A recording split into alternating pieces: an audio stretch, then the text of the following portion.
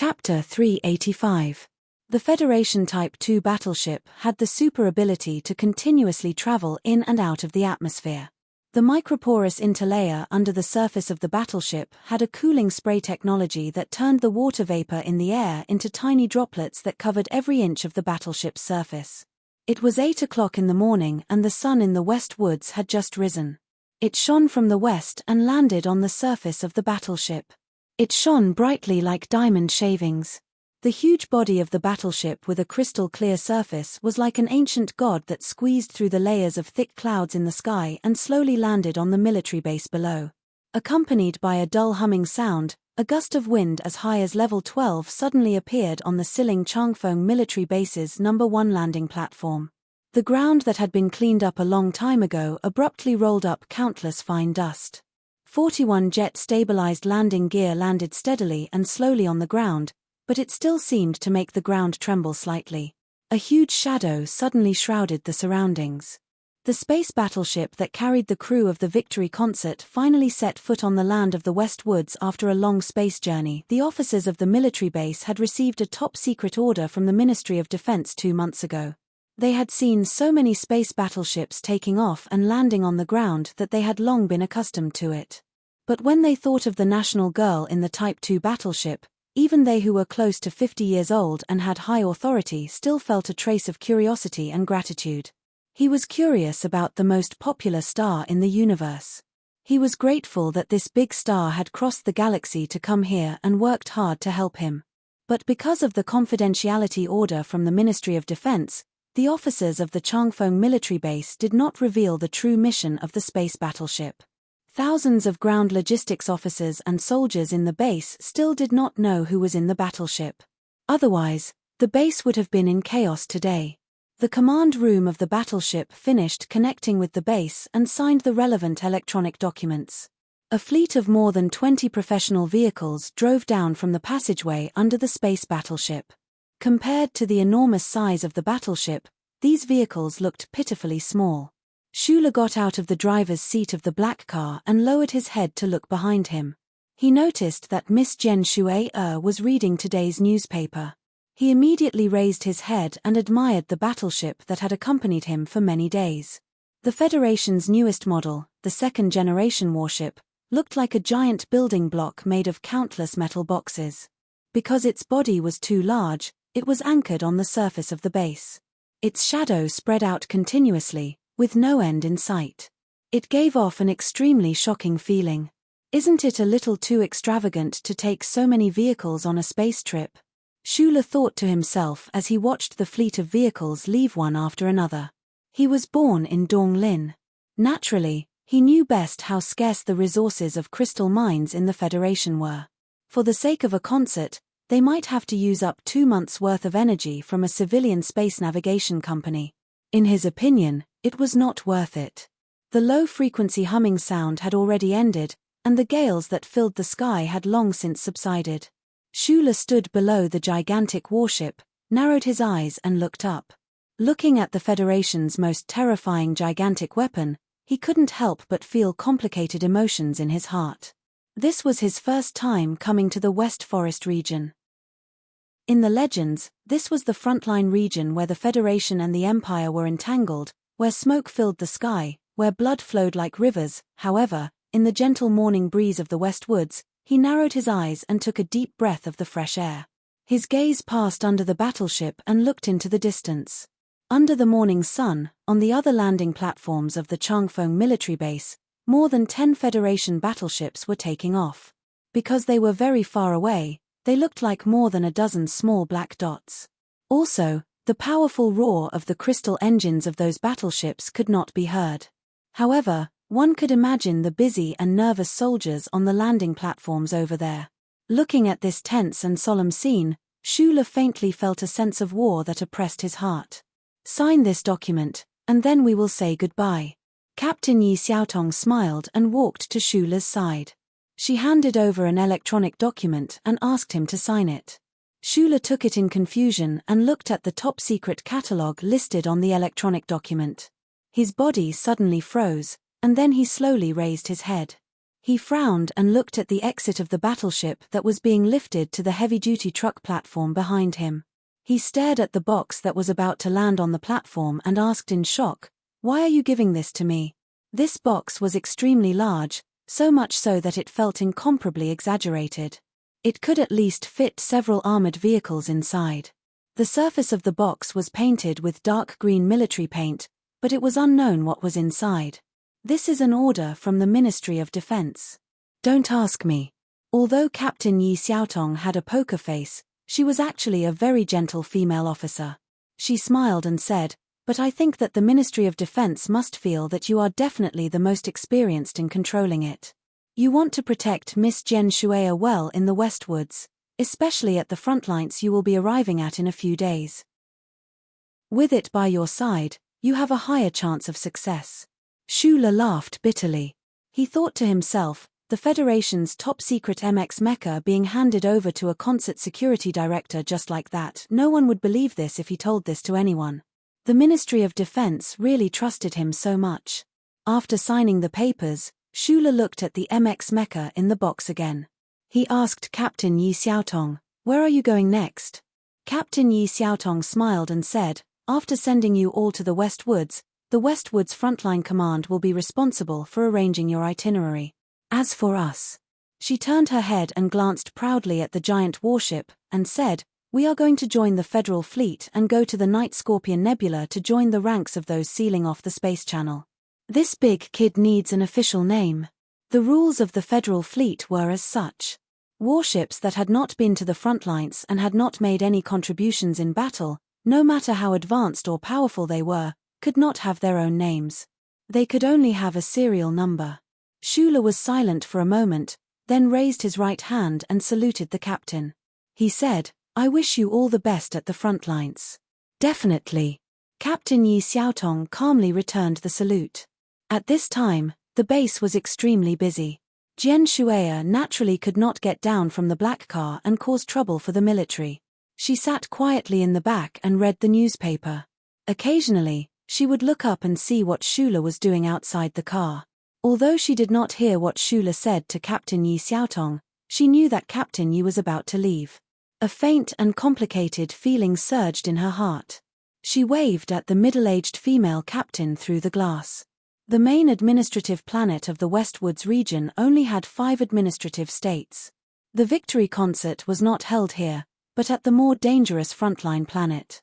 In the itinerary planned by the Department of Defense, Jian Shueya and her team would adjust here for 3 days to adapt to the slightly different environment of the capital ring.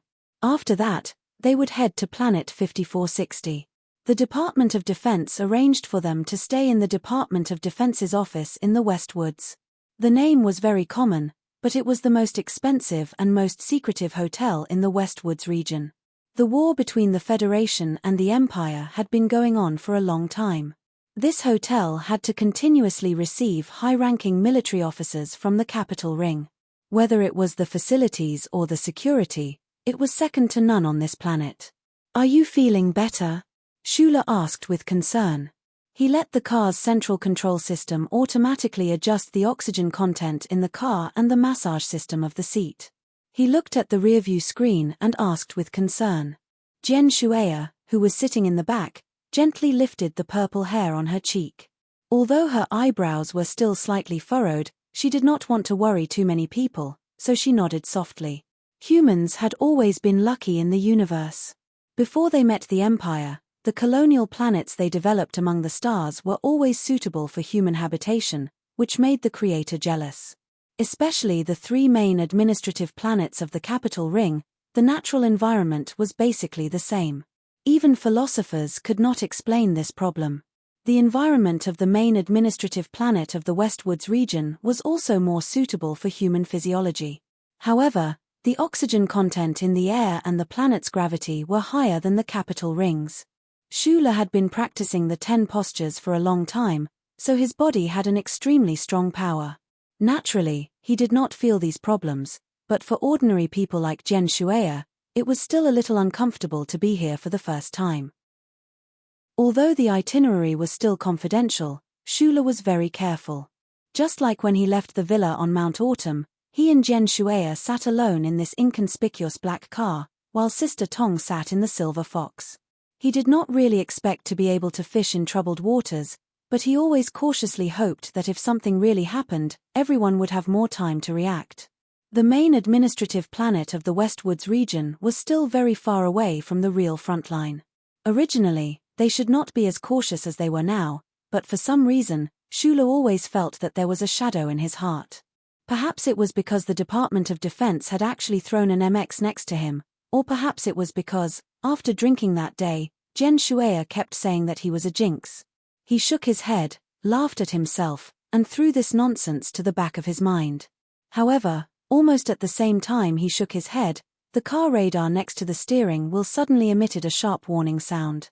Jian Shuya, who was sitting in the back, was gently rubbing between her eyebrows when she suddenly heard the sound. She could not help but be startled and asked, "What's wrong?" "Nothing, there's a small problem with the sound system. I was going to play a piano piece for you." "No need," Jian Shuya said with a smile. Shula said calmly, but his eyes were already fixed on the car's holographic screen. The central control system made the identification in a very short time. The alarm was not triggered by a high-speed positioning long-range weapon, nor was it due to the approaching aircraft. Instead, it was due to the appearance of a dangerous high-speed object on the right side of the road. It could be a car that was chasing after the convoy, but its speed was terrifying. The news that Jian Shuya had arrived in the Westwoods on a spaceship should still be confidential. If the other party was really coming for the convoy, it could only mean that the news had already been leaked. Chapter 386. This was a special highway leading from the Changfeng military base to the state capital. Because countless tons of military equipment had to be transported and deployed through this special highway all year round, the design of the road had an astonishingly large load capacity. The blackened and flat road, the design of the hard cement without the automatic heating structure, and the fully enclosed high-elastic anti-collision walls on both sides of the road allowed the design speed of this highway to reach up to 360 km per hour. These two numbers actually exceeded most of the highest-level roads in the capital ring. But today, Shula's fleet was not traveling fast, never exceeding 80 km per hour. On the one hand, it was because there were too many professional vehicles in the fleet, but more importantly, it was because of the existence of the heavy multi-axle heavy truck in the fleet. The fleet was moving together with this huge monster, so it was impossible to increase their speed. Especially when Shula issued a warning to the members of Group 7 from the black car that there was a vehicle approaching at high speed, the entire fleet, under the leadership of the 7 dark green military vehicles, not only did not speed up, but instead slowed down a little. Fortunately, the officers of the Changfeng military base had done traffic control on the special highway in advance. Except for the vehicle that was approaching at high speed through some unknown means, there were no other vehicles on the special highway. Otherwise, they would have been extremely dissatisfied with the fleet that was as slow as a snail. At the same time the warning was issued, the vehicle with the radar warning had already caught up to the rear of the fleet. This was an extended white Duran brand limousine. Not to mention what kind of wealth this style of Duran represented, just the modified exterior decoration was already extremely luxurious.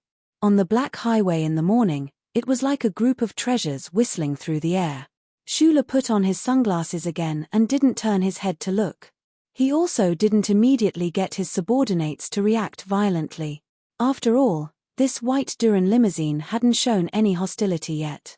Moreover, he believed that if the other party was here for Jian Shuya, they definitely wouldn't have thought that the nation's young lady was sitting behind him in this inconspicuous black car. However, this white limousine roared and slowed down beside Shula's black car, moving side by side with the black car. At the same time, a voice sounded from the car's speaker. "We warmly welcome Miss Jian Shuya to the Westwoods. It seems to be one of your admirers." Shula frowned and looked at his left hand. The extended Duran limousine was constantly playing a warm welcome speech, and a poem appeared on the ultra-thin holographic screen on the side of the limousine. Yes, it looked strange, but there was indeed someone who had the money and time to do such a thing to an extremely expensive Duran limousine so that he could write some nondescript words on it.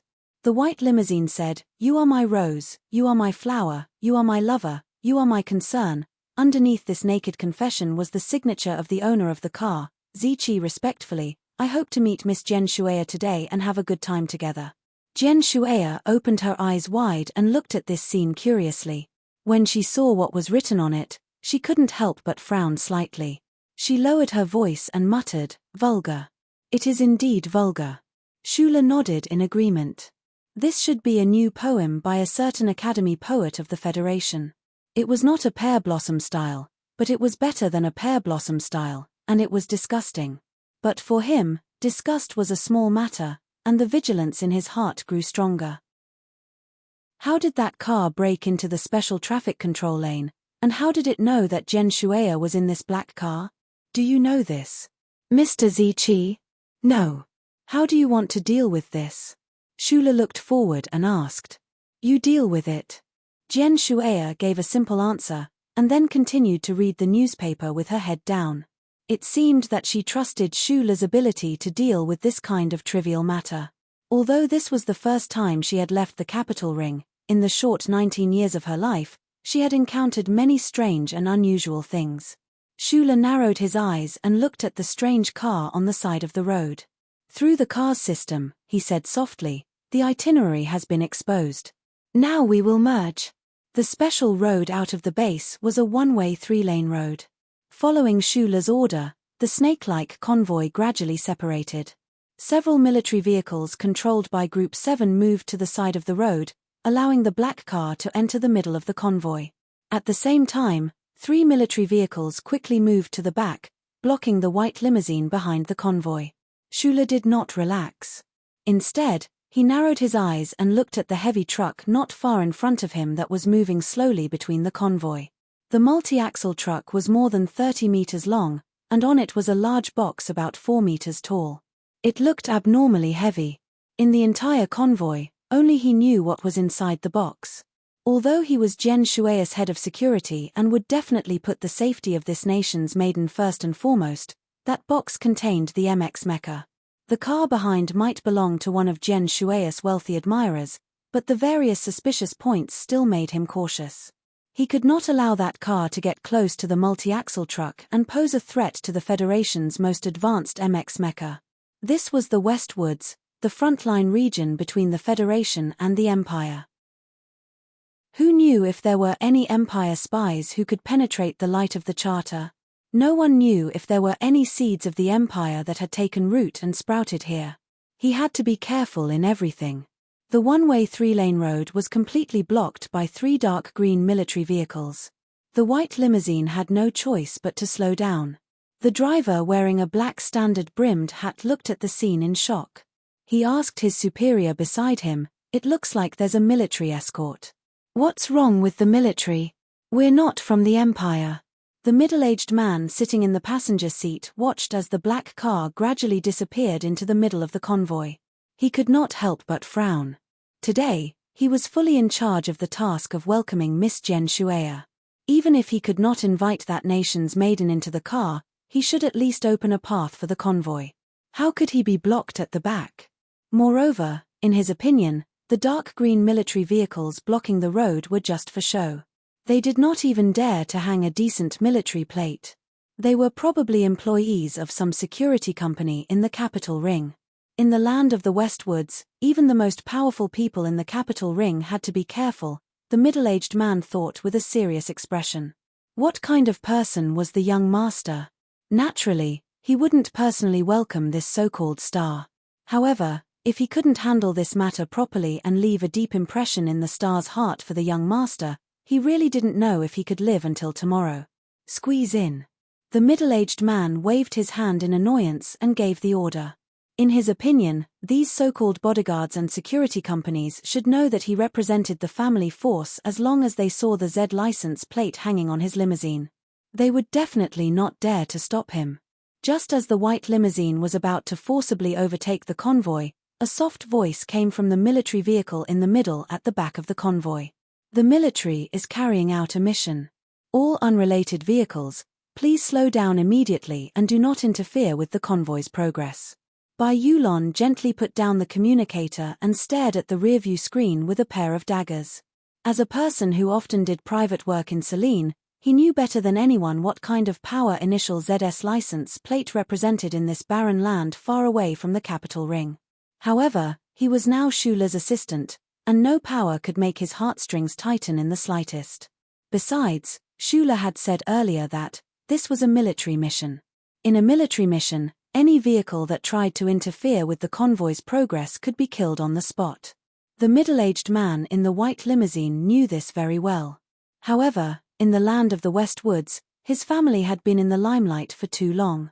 They did not even take the president of the Federation seriously. How could he be scared off by a single sentence from Bai Yulon? The middle-aged man heard the warning from the military vehicle in front of him and waved his hand indifferently. The white limousine instantly accelerated. In less than 2 seconds, it was ready to speed up from 30 km per hour and catch up with the convoy. In the dark green military vehicle, Liu Jiao turned his head to look at Bai Yulon and said, "It seems to be that family's car." Bai Yulon looked forward and said softly, "We are carrying out a mission. Do you want me to teach you what to do?" Liu Jiao's heart tightened, and he cursed a few times. Then, he slammed on the brakes and turned the steering wheel back.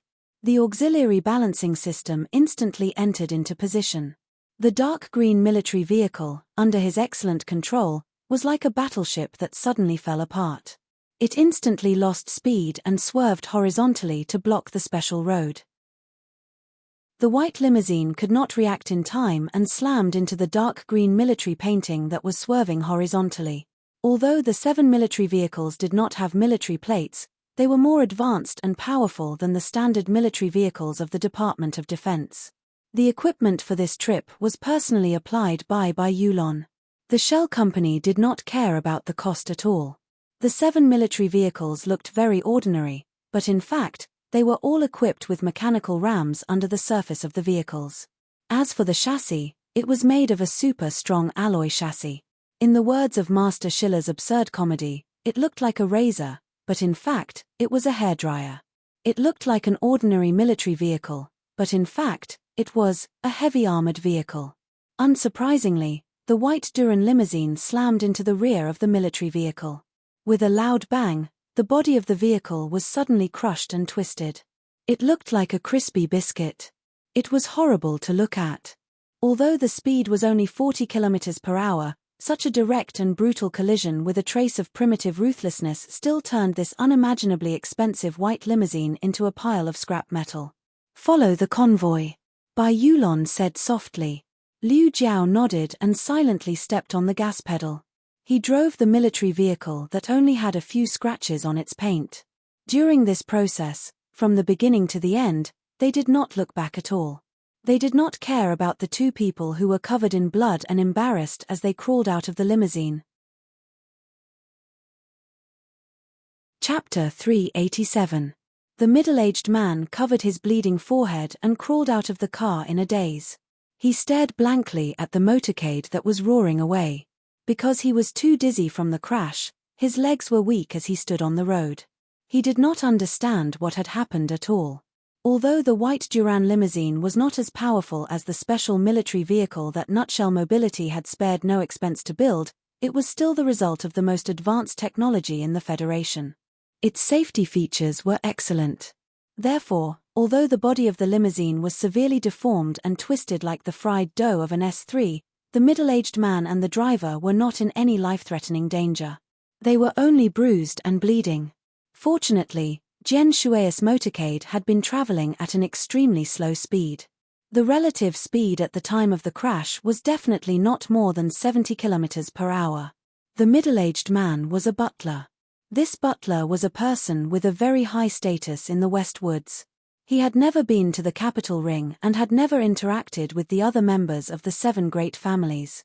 In his opinion, his family was definitely a godlike existence in the West Woods. He was used to relying on his family to be high and mighty. Previously, when he was brutally knocked over by the other party's military vehicle, he still could not recognize the fact until he crawled out of the limousine. After a long time, the middle-aged man finally woke up with a trembling body. Looking at the motorcade that was long gone, he stamped his feet nervously, lifted the hem of his white suit, and carelessly wiped the blood on his forehead. With a sobbing voice, he called his young master. "You idiot, didn't you reveal your identity?" A young man's calm voice with infinite pride came from the other end of the phone. "You can't even do such a small thing." They said they were on some military mission, but they could at least see the license plate of the limousine, the middle-aged butler said with a bitter face. He could not understand this matter.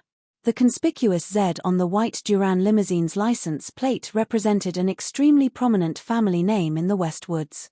Why would a mere Federation star's motorcade dare to use such a barbaric and bloody method to stop him? "You're saying that they know who you represent?" On the other end of the phone, the young man's voice became cruel and rude. He said gloomily, "A star came to the military, but those guys in the Capitol ring are so mysterious. Get your ass back here. Don't embarrass yourself. I'm preparing a welcome party in the hotel. I'll give you an explanation then." Standing next to the white Duran limousine that was in tatters and smoking, the middle-aged butler was about to kneel down. He said humbly, "Young master, a nobody like me doesn't need an explanation. I just can't let you be wronged." The middle-aged man couldn't help but feel a chill in his heart. The bodyguards of the celebrity team seemed to be too tough, but in the blink of an eye, he calmed down. No matter how tough they were, they could only kneel on the ground and beg for mercy when they met the people they served. The white limousine caused a mess. Regardless of whether the person who signed the letter Ziki was an admirer of Jian Shueya, it at least confirmed one thing. Jian Shueya's itinerary, which was arranged by the Department of Defense, had been seriously leaked the moment they set foot in the Westwoods, or even before that. Because of this, Shula was vigilant. He did not listen to the reports from his subordinates at the back. Instead, he directly ordered the entire motorcade to speed up. Before noon, according to the charter map, they passed through the ring highway of the capital of Sunset State and arrived at the Venus Hotel by the sea. The name of the Venus Hotel was very cliché, but the extremely conspicuous sign at the front door of the hotel, the dazzling star of the Federal Army, easily drove away all the cliché, leaving only a sense of awe and power because this was the Westwoods office of the Department of Defense of the Federation. In the past few decades, the Venus Hotel was not only responsible for receiving countless high-ranking military officers who came to participate in the Rotation War, but it also played a more important role. It was the guiding and coordinating organization between the Federation government and the local political forces of the Westwoods region. The motorcade drove into the open parking lot behind the Venus Hotel. Not far away, they could see the clear blue sea water and the silvery white beach through the palm trees. Although there weren't many girls playing in the water under the noon sun, hovercraft could be seen from time to time on the white waves of the sea. The professional sound, lighting, and computer equipment needed for the concert did not need to be unloaded. The professional security equipment on the military vehicles were all transferred down and began to be deployed along the weak points of the hotel's defense. This was a military hotel. Logically speaking, it should be very safe, but Magnolia, who was in charge of the security measures, did not relax. Group 7 had the security authority issued by the Department of Defense, so the hotel's military security department could only watch as they tormented their own expensive facilities, unable to stop them.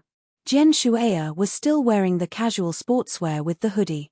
The wide brim of the hoodie covered her striking purple hair, and the loose-fitting clothes made the girl's body appear particularly petite.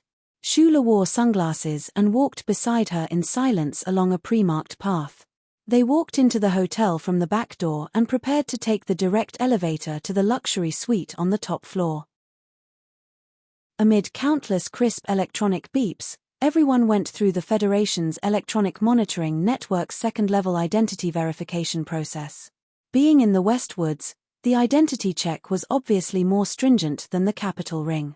7 of the members of Group 7 were under the command of Gu Shifeng to set up the electronic security settings. At this time, there were not many people around Jian Shueya, so it did not take too long. Everything was going smoothly, but when they stood in the luxurious corridor and waited for the special elevator, an accident that no one expected happened.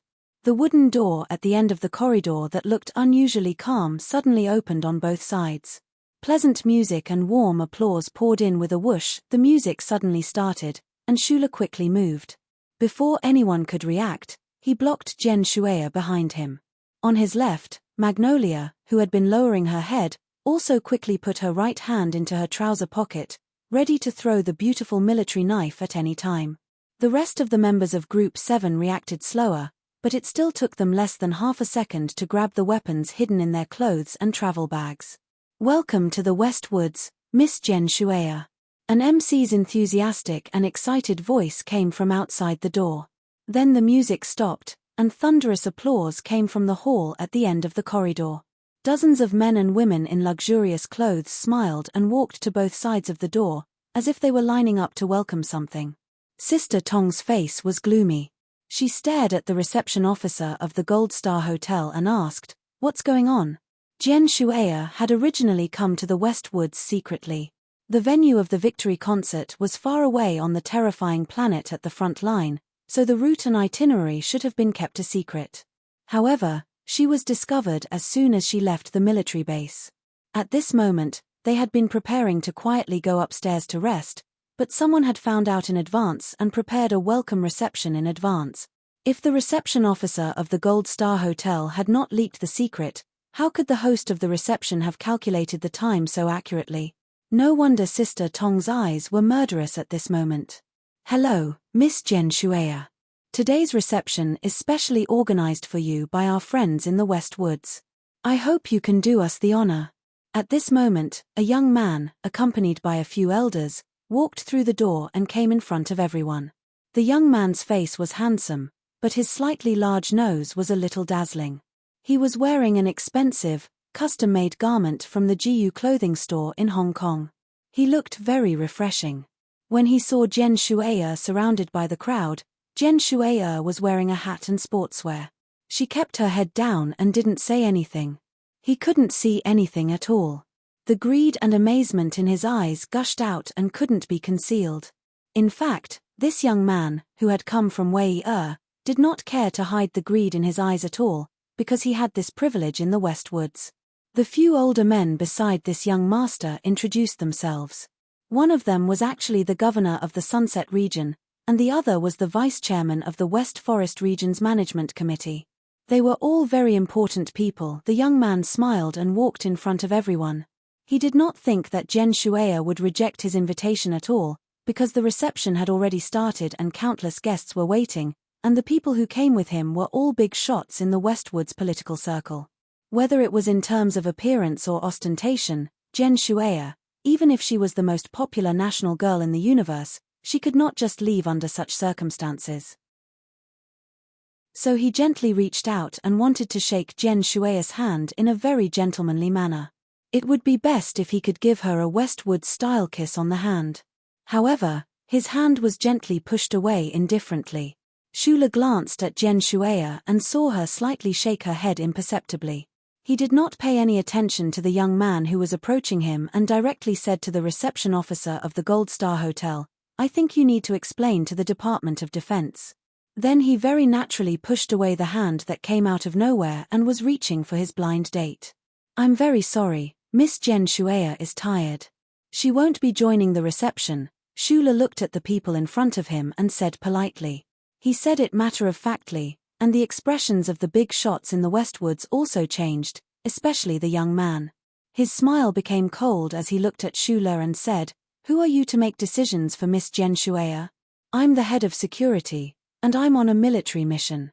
The young man raised his eyebrows and smiled slightly, as if he had heard something very interesting. Then the smile on his face gradually disappeared, and he said coldly, "Do you know who I am?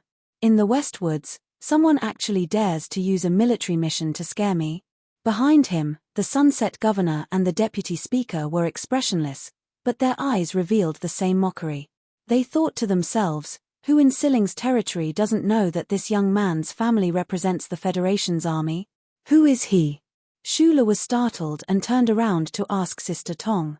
He really did not know the identity of this young man. Sister Tong shook her head. Everyone accompanying them shook their heads, and Lan Xiaolong even shrugged to express his confusion. Only Bai Yulon leaned over to Shula's ear and whispered a few words. Chapter 388. Bai Yulon had led Team 7 to do some illegal work for the government, and she had also done a lot of private work. They spent most of their time at the edge of the Bermuda sector, so they were no strangers to the big shots in the Westwoods who had a wide influence. For people like them who walked on the edge of life and death, if they could not find out who was in charge of this sector, they would be in a lot of trouble. Therefore, on the special highway, Liu Jiao only glanced at the license plate of the white limousine and knew that the troublemaker was from a powerful family. In the past, even if it was a government mission, Bai Yulon would not want to offend these local tyrants in the Westwoods. However, it was different now. His boss was Shu Le, so he knew better than anyone else about Shu Le's background and temperament. Therefore, he only reminded him in a low voice. After all, the relationship between Shu Le and that family was a little complicated. It was only now that Shu Le knew the identity of the young man in front of him and why he was so strong. This person was called Zhong Ziki, a direct descendant of the Westwoods Zhong family. He was ranked second in this generation and was known as Zhong Erlang. Zhong Ziki's father was the eldest brother of Commander Zhong of the Westwoods. When he was 3 years old, the eldest son of the Zhong family suddenly passed away. His mother was the only one left, and his only brother was sick all year round. Although Commander Zhong of the Westwoods was an untamed tiger in the eyes of the big shots in the Federation, he was very fond of and valued this nephew of his. The current situation of the Westwoods Zhong family had always been very delicate. As the heir, Zhong Huiyan had been growing up and studying in the Federation. Most importantly, she was a girl after all. Seeing how much Zhong Laohu doted on this nephew of his, many local forces in the Westwoods had been speculating whether the Westwoods Zhong family would fall into the hands of this young man in the future. Because of this unspoken speculation, countless branches of the Westwoods Zhong family were very close to and respectful of this young man. In this sector, the Zhong family held the economic and military power, and even the Federation government did not care. It was like an independent warlord family. Being highly respected in this kind of family, Zhong Ziqi was naturally successful in every endeavor. In this life, no one dared to go against his will, and he developed a domineering and cold temperament. Thinking of the inscription on the white limousine, Shu Le shook his head. After knowing the identity of the young man in front of him, many of the questions he had after coming to the Westwoods were answered. The Zhong family had been stationed in the Westwoods for generations. For tens of thousands of years, this family had already controlled most of the military and economy in this region. Whether it was the Changfeng military base or the Venus Hotel, they were nominally managed by the Ministry of Defense, but who knew how many of the officers working there were from the Zhong family? In this sector, there was no secret that the upper echelons of the Zhong family did not know, even if it was a secret mission of the federal military. Therefore, the other party was able to know Jian Shui's itinerary clearly. In the past few years, Shu Le had been in contact with the 7 great families. These terrifying families did not have much of a sense of mystery in front of him, and he could not feel the thunderous power of the 7 great families like the ordinary citizens of the Federation. Through today's encounter, he once again truly felt the true power of the 7 great families. A random young master chasing after a celebrity could actually get the cooperation of some powerful people in the military base and the West Office to accompany them. They could even get a governor and a deputy speaker to accompany them. The atmosphere in front of the elevator corridor was a little strange. The expensive carpet seemed to have sensed the anger of the Westwoods Zhong family after being insulted, and it was trembling in fear. Shu Le lowered his head and listened to the report in his earpiece. He confirmed that Jiyu Shifeng had already taken control of the Venus Hotel security system and the elevator, and that the members of Team 7 had also finished cleaning up the top floor. He looked up and asked Jian Shui'er behind him, "You go up first. I'll take care of this." The national girl, who was wrapped in a hooded tracksuit, nodded slightly and walked into the elevator under the personal protection of Magnolia. Several members of Team 7 had serious expressions on their faces as they gripped the strap-on guns at their waists. Although they did not point their guns at the open door, the feeling of being unapproachable was clearly displayed. Zhong Ziki was fanatically obsessed with Jian Shui'er, otherwise, he would not have caused such a big commotion today. However, his obsession was not the love of the national girl as a spectator, but the strong desire of a scion to possess all the beautiful things in the universe. However, from the beginning to the end today, even after knowing his identity, Jen Shueya still didn't take off her hat to look him in the eye. She didn't say a word and just walked into the elevator silently, preparing to leave. A strong sense of disappointment and irrepressible anger welled up in his heart. He looked at the elevator and said in a deep voice, "Very good. Miss Jen Shueya is tired. Go up and wash up. Change into a dress and rest for a while. The guests will be waiting for you downstairs for 15 minutes. I hope Miss Jen will not disappoint everyone. Don't disappoint me." In his heart, the national girl was his goal. As for her identity as a superstar, it was not in his eyes at all.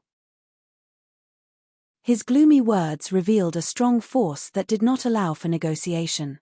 If Jen Shueya did not appear at the reception after 15 minutes, what would happen? The second young master of the Zhong family, with the face of a group of dignitaries, made such a threat at the Golden Star Hotel in the Westwoods. Anyone with the slightest ability to think would be frightened. However, what shocked and angered the people of the Westwoods was that not only did the bodyguards in front of them with guns look normal, even the seemingly delicate idol did not seem to hear him. Her footsteps were normal as usual. Sister Tong, who was the last to enter the elevator, pressed the floor button with a blank face. Through the gradually closing elevator door, she looked at the second young master of the Zhong family who had a slightly twisted and ugly expression. She thought to herself, these collateral members of the Zhong family are indeed the rumored bastards of the capital ring. They are so far away from the capital ring that they are too conceited. They did not even know the real identity of the young lady before they dared to come here and make trouble. The celebrities who welcomed Jen Shueya at the entrance had already noticed the abnormality of the situation. The hotel's MC hurriedly explained a few words, saying that Miss Jen Shueya had gone upstairs to tidy up first. He finally managed to fool them, but most people still smelled a trace of something wrong. Miss Jen Shueya is here to give a military concert. I, Zhong Erlang, dare not be rude. Zhong Ziki looked at Shu Le and said coldly, "But who do you think you are? How dare you stand in my way? I don't care if you work for Blackhawk or Whitewater. In the Westwoods, if I don't want you to be a human, you won't be a human." The meaning of this sentence was very clear. Jen Shueya was famous in the universe, and this time she was working for the military. No matter how arrogant Zhong Ziki was, whether in terms of influence or other aspects, he couldn't really hurt Jen Shueya. And if he was not satisfied later, Jen Shueya's subordinates would become the target of his venting. Shu Le lowered his head and covered his ears, listening to the situation report from the intercom system. After confirming that Jen Shueya had safely entered the room, he looked up and saw the second young master of the Zhong family and several political bigwigs walking into the hall. He felt that the situation was a bit tricky. Of course, he was not afraid of this playboy, even if he was the favorite nephew of the tiger. He was Jen Shueya's security director, but after that night of drinking wine, the relationship between the two had some subtle changes. Jen Shueya would definitely not attend this banquet. Would Zhong Ziki dare to go upstairs and snatch her away in public? If this shameless and absurd scene really happened, Shu Le didn't mind teaching these local tyrants a lesson. The reason why he felt it was tricky was because he didn't know how to deal with the second young master of the Zhong family. When it came to fighting and killing, he was not soft-hearted at all, but he had always been close to the Zhong family in the Westwoods. Not to mention Little Watermelon and that lady. Just a few months ago, Commander Zhong firmly asked the president to pardon him, so he owed him a big favor. Was he going to beat up Commander Zhong's favorite nephew until he was paralyzed? Let me make a call. He took off his sunglasses and stood at the door of the hall, listening to the Zhong family's relatives, politicians, and military officers. Their words were full of ridicule and presumptuous ridicule. His mood gradually sank, and he took the military encrypted satellite phone from Lan Xiaolong. Westwoods was too far away from the capital ring, so the phone took a long time to connect.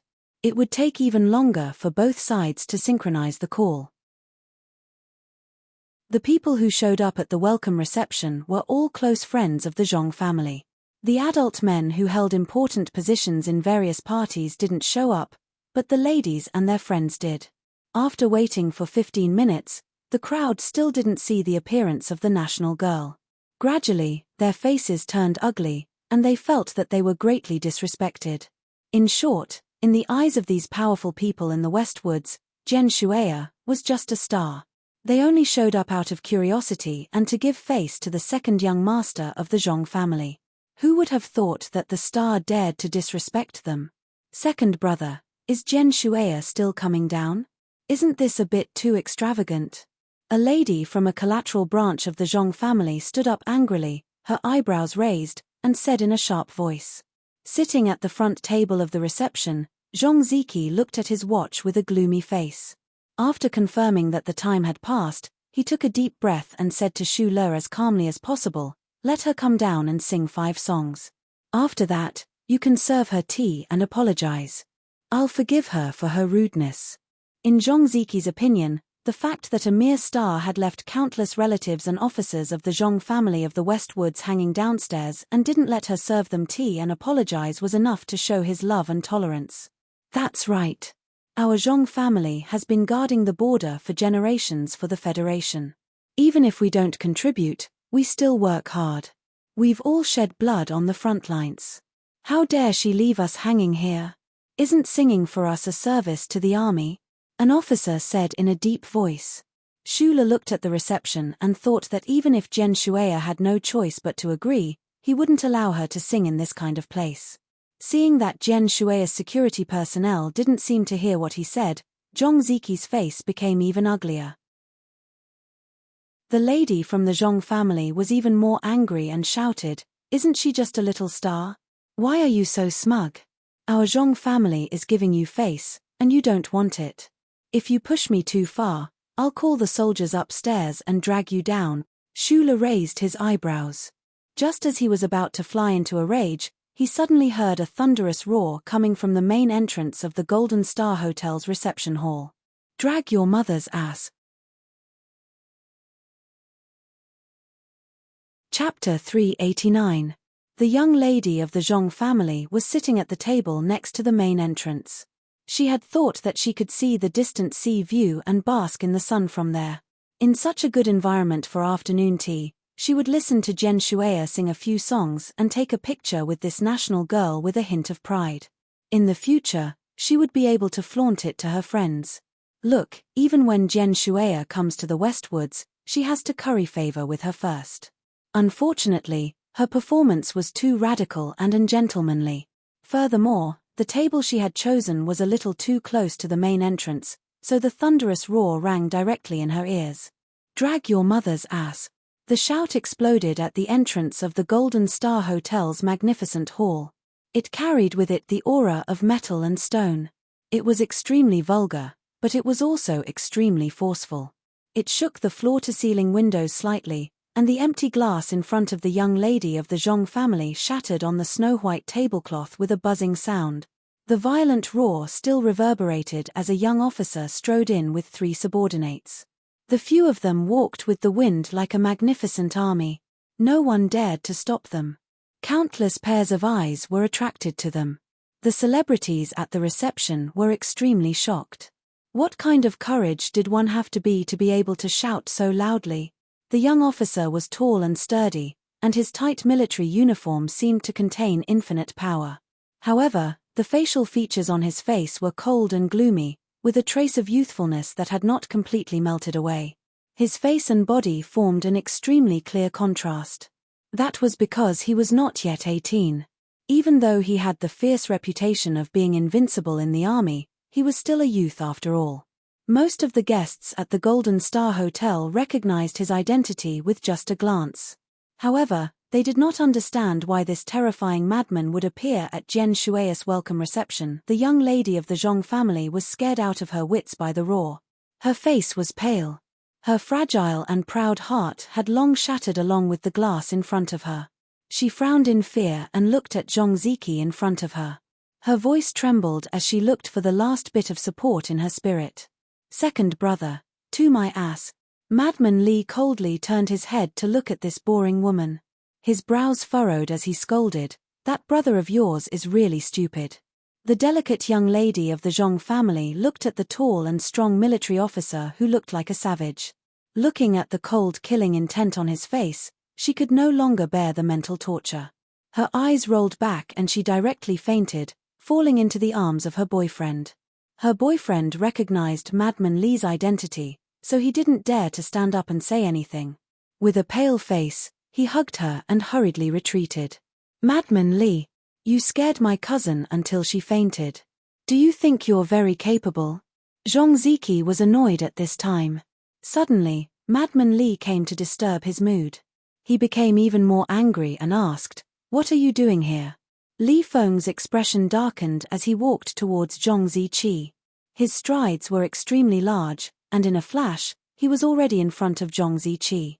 Looking down at the Zhong clan's young master, Li Feng gritted his teeth and said coldly, "What do you think I'm doing here?" Zhong Ziki only felt a gust of strong wind blowing in his face, and then Madman Li's body was like a mountain blocking his sight. Feeling the fierce intent, his body couldn't help but stiffen. He forced himself to hold on and said coldly without showing any weakness, "Who knows what you're here for?" Shula was still waiting for the call to connect. He suddenly found Li Feng at the scene. He couldn't help but be surprised. When he found that Zhong Ziki didn't seem to be afraid of Li Feng, he was even more surprised. It must be known that in the capital ring, the second generation of the 7 families had always avoided Li Feng. "You're also here for Jian Shueya?" Zhong Ziki suddenly thought that he had understood something. He sneered and said, "Are you going to stand up for her? This world is really strange. As the successor of the war god, you actually want to learn from the adults and fight for a woman?" When Li Feng heard this, his eyebrows gradually rose. A cold smile appeared in his eyes, as if he had heard something very funny. Li Feng, the only grandson of the war god Li Pifu, entered the army at the age of 12 and became the youngest lieutenant colonel in the history of the Federation at the age of 16. No one dared to talk about this inconceivable promotion speed behind his back. On one hand, it was because the Federation respected the Lis of Philadelphia. On the other hand, it was because all his military achievements were earned through real battles. Every change on the epaulets of his military uniform was made by the blood of the Empire's special mecha soldiers. The Ministry of National Defense had done statistics before. In the battle against the Imperial Expeditionary Force and the battle against the Empire's Special Mecha Battalion on the mineral planet near Bermuda in the Night Scorpion Nebula, Lieutenant Colonel Li Feng of the 1st Military Region's Special Mecha Battalion had already killed 117 Empire's ace mecha pilots. Who could compare to such a heroic and valiant military achievement? At this time, in the banquet hall of the Golden Star Hotel, Madman Li and Zhong Ziki were facing off. The relatives of the Zhong family, the politicians, and the officers were very nervous, but no one dared to ask anything. The Zhong family was the local tyrant of the Westwoods, but everyone knew the position of this young officer in the hearts of the citizens of the Westwoods. After entering the army for almost 6 years, other than the 2 months he spent at the beginning in S2 Mountain Ring, Li Feng had spent most of his military career on the big and small planets in the Westwoods. The citizens of the Westwoods respected and revered him not only because he was Li Pifu's grandson, but also because he was Madman Li. He was the Madman Li who entered the battlefield at the age of 12 and threw his most precious youth into the bloody and deadly battlefield.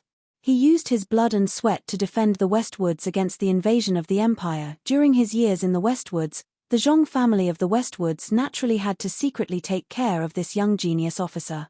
Li Feng was no stranger to the young people of the Zhong family.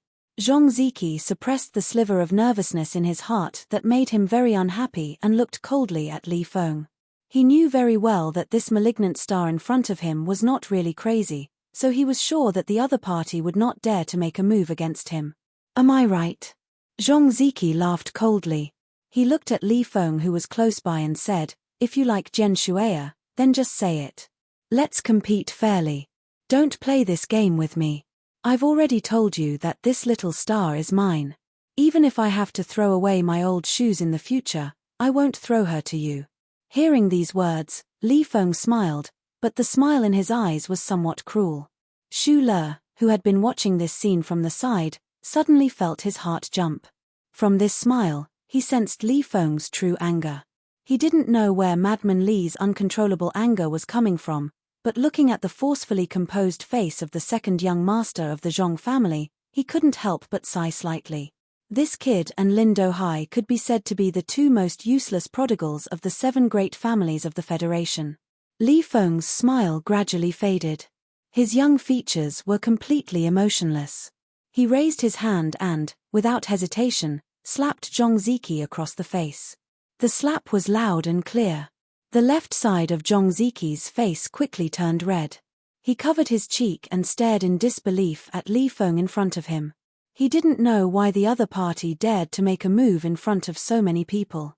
Li Feng raised his hand and silently slapped down again. This slap was even louder and heavier than the previous one. Zhong Ziqi gave a muffled groan. Blood flowed out from the corner of his mouth as he fell onto the snow-white tablecloth. As he prepared to struggle to get up, Li Feng coldly grabbed his throat and held him down firmly. With this sudden change, the people sitting in the banquet hall of the Venus Hotel could no longer sit still. They couldn't just watch the second young master of the Zhong family get beaten up like this. Although the person who beat him had a great background, this was after all the Westwoods, the territory of the Zhong family. Even the officers who respected Li Feng hurried over. These officers knew how powerful Madman Li was and nervously reached for the guns at their waists. Of course, they didn't dare to kill the only grandson of the war god on the spot. But if they didn't have guns, they were very worried that Li Feng would slap Zhong Erlang to death. However, Li Feng didn't give them a chance at all.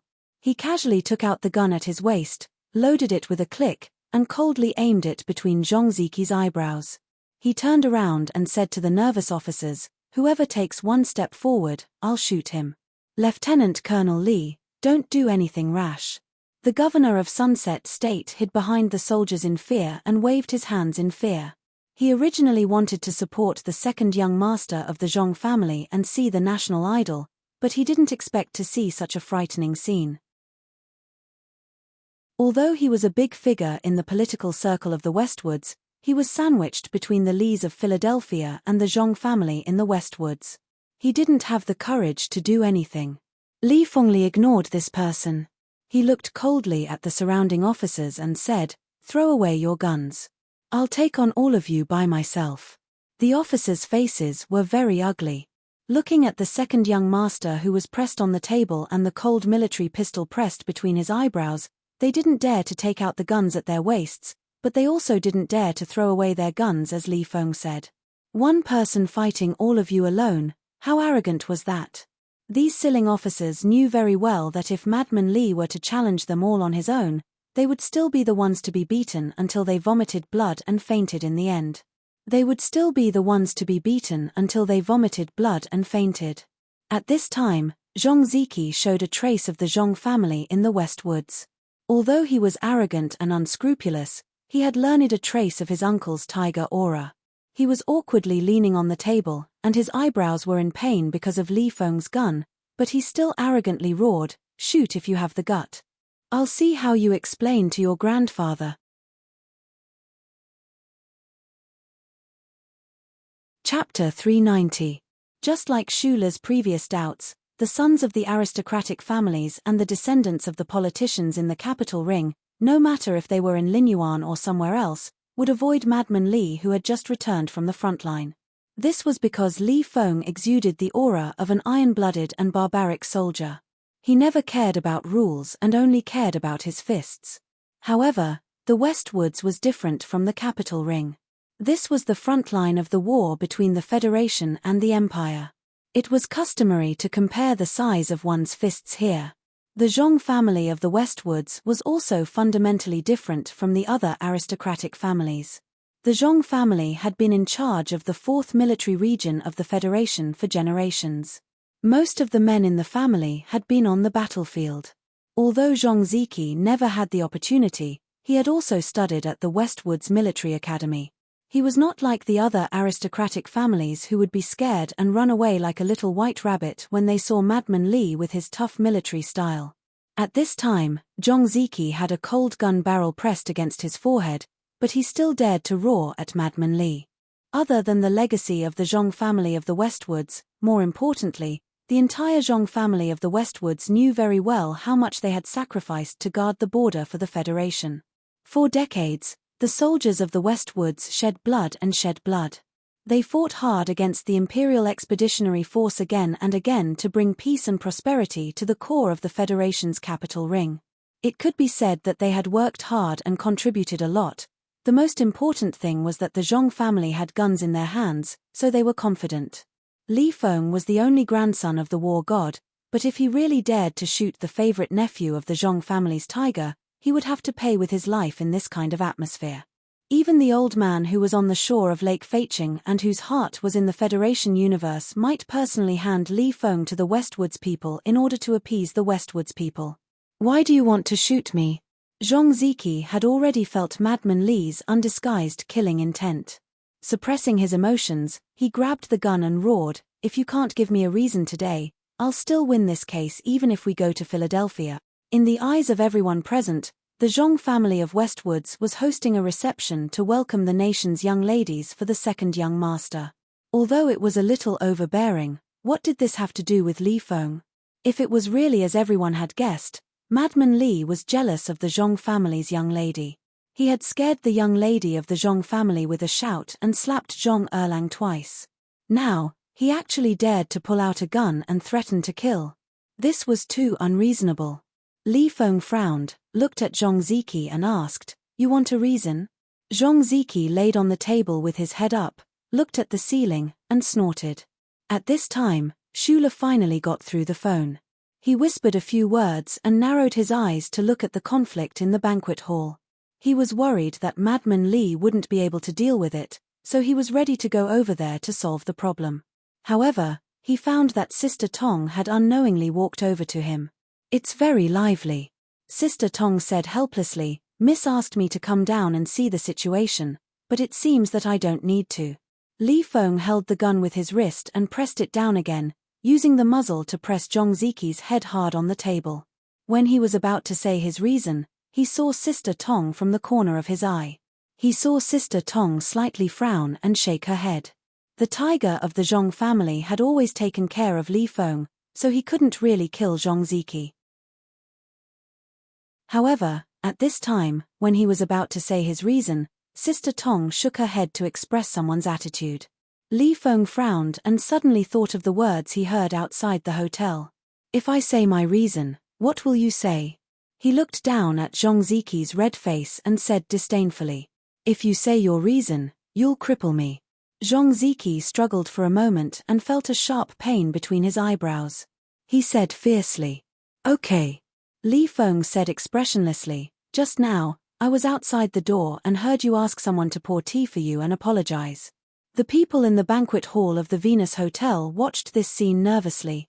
No one called the police, nor did they go to the military police because they knew that no one could or dared to solve the problem at this time. In the entire Westwoods, the only ones who had the guts to solve this problem were the couple. The man was supervising the battle at the front lines, and the woman was a mother in the capital ring. Zhong Ziqi was stunned for a moment before he sneered and scolded, "Are you crazy? Can't you find a better reason to be angry? I asked that bodyguard to pour tea for me and apologize. Is that too much? This kind of small fry is just a dog. If you say that it's your reason to stand up for him, you're insulting everyone's intelligence." Although Li Feng was crazy, he was actually very smart. Otherwise, he would not have become the top genius pilot in the Federation. He originally thought that this reason was not enough, but when he heard Zhong Ziqi call him a dog, his eyes could not help but light up. "Very good. Scold him a little more," Li Feng said with a smile, but then his smile sank. He lowered his head and whispered in Zhong Ziqi's ear, "You're a country bumpkin who has never been to the capital ring. Before you do anything, you don't even know who this bodyguard of yours is." After saying this, he coldly put away his pistol. Zhong Ziqi straightened his body with difficulty. He held his red and swollen forehead and looked at him angrily. He asked, "Reason? If you want reason, I'll give you reason." Li Feng pointed at Shula who was walking towards him and said very seriously, "You asked him to pour tea for you and apologize. You said he's a dog. His name is Shula. My old man asked me to call him uncle. What do you think is his relationship with my family? Li Feng looked at Zhong Ziqi expressionlessly and said, if my uncle is a dog, then I'm a dog too. My dad is a dog too. You mean to say that you think my old man is an old dog too? When this was said, the crowd was in an uproar. West Woods was far away from the capital ring. There were many things that happened in the upper echelons of the Federation. They knew much later, and many details were not clear. However, in the 68th year of the constitutional calendar, the youngest lieutenant colonel after Li Feng appeared in the Federal Army. This kind of sensational news was naturally known to many people. They did not care about the MX Mech or the fight between the Iron 7th Division. The people of Westwoods were most concerned about the rumor that was spreading like wildfire. There had always been a rumor within the military that Lieutenant Colonel Schuler could be the illegitimate son of war god Li Pifu. Today, Li Feng had said in front of everyone that the head of security was Shu Le and admitted that the old war god had asked Li Feng to call him uncle. Did this not prove the rumor on a certain level? Countless eyes looked at Shu Le. Was this shocking rumor going to come to light today? However, immediately after that, everyone looked at Zhong Ziqi because they found that the second young master's expression was unusually ugly. Li Feng looked at him and asked coldly, is hitting you a good enough reason? After a long time, Zhong Ziqi recovered from his shock. He was furious. How could he have thought that he would be connected to the Lees of Philadelphia just because he casually scolded a head of security? In all honesty, even if he was given 10,000 guts, he would not dare to say that war god Li Pifu was an old dog in front of so many people. He did not hesitate. He glared fiercely at Shu Le, spat, and said, today, I've been tricked by you uncle and nephew. Madman Li, if you really want to cripple me, you can do it. Li Feng's previous rage had nothing to do with Shu Le. He had not yet vented the anger in his heart. Thinking of the words used Shu's celebrity, his smile became colder. He said, how would I dare to cripple you? It shouldn't be a problem to make you unconscious for a few days. After saying this, the young lieutenant colonel silently flipped his iron elbow. It whistled up and hit Zhong Ziqi's forehead. With a muffled sound, blood splattered. The second young master of the Zhong family did not even make a sound before he fell to the ground unconscious. With a flip of the iron elbow, the scene was once again in chaos. The older female members of the Zhong family screamed and cursed Madman Li from afar. They knew that Madman Li was famous for not hitting women. Although they were still afraid, they would not stop cursing. The officers of the Westwoods numbly carried the unconscious Zhong Ziqi away. After a quick check, they knew that the second young master was fine. They thought to themselves that they had seen something new today. The second young master was actually bullied to the point that he could only take a beating, and they could actually see the illegitimate son of the war god with their own eyes. The scene was chaotic. Shu Le narrowed his eyes at the scene and could not help but feel that Madman Li was indeed a fierce child. The matter had clearly been resolved, but he still had to hit someone with his elbow. However, he was puzzled. Madman Li would never stand up for him, so where did his anger come from? He walked to the top of the stage, politely took the microphone from the dumbfounded MC, and then attached his phone to the microphone. On the phone, Madame Zhong's indifferent and dignified voice was played out by the speaker, and immediately the chaos in the hall was cleared up. I've heard everything. From today onwards, second young master does not need to return to Jingwei. He will be grounded in the old house until the commander returns from the front line. Madame Zhong was on the capital ring, thousands of kilometers away. She said to her family members in a deep voice, don't you all have too much time on your hands? How dare you mess around with him? Get the hell back.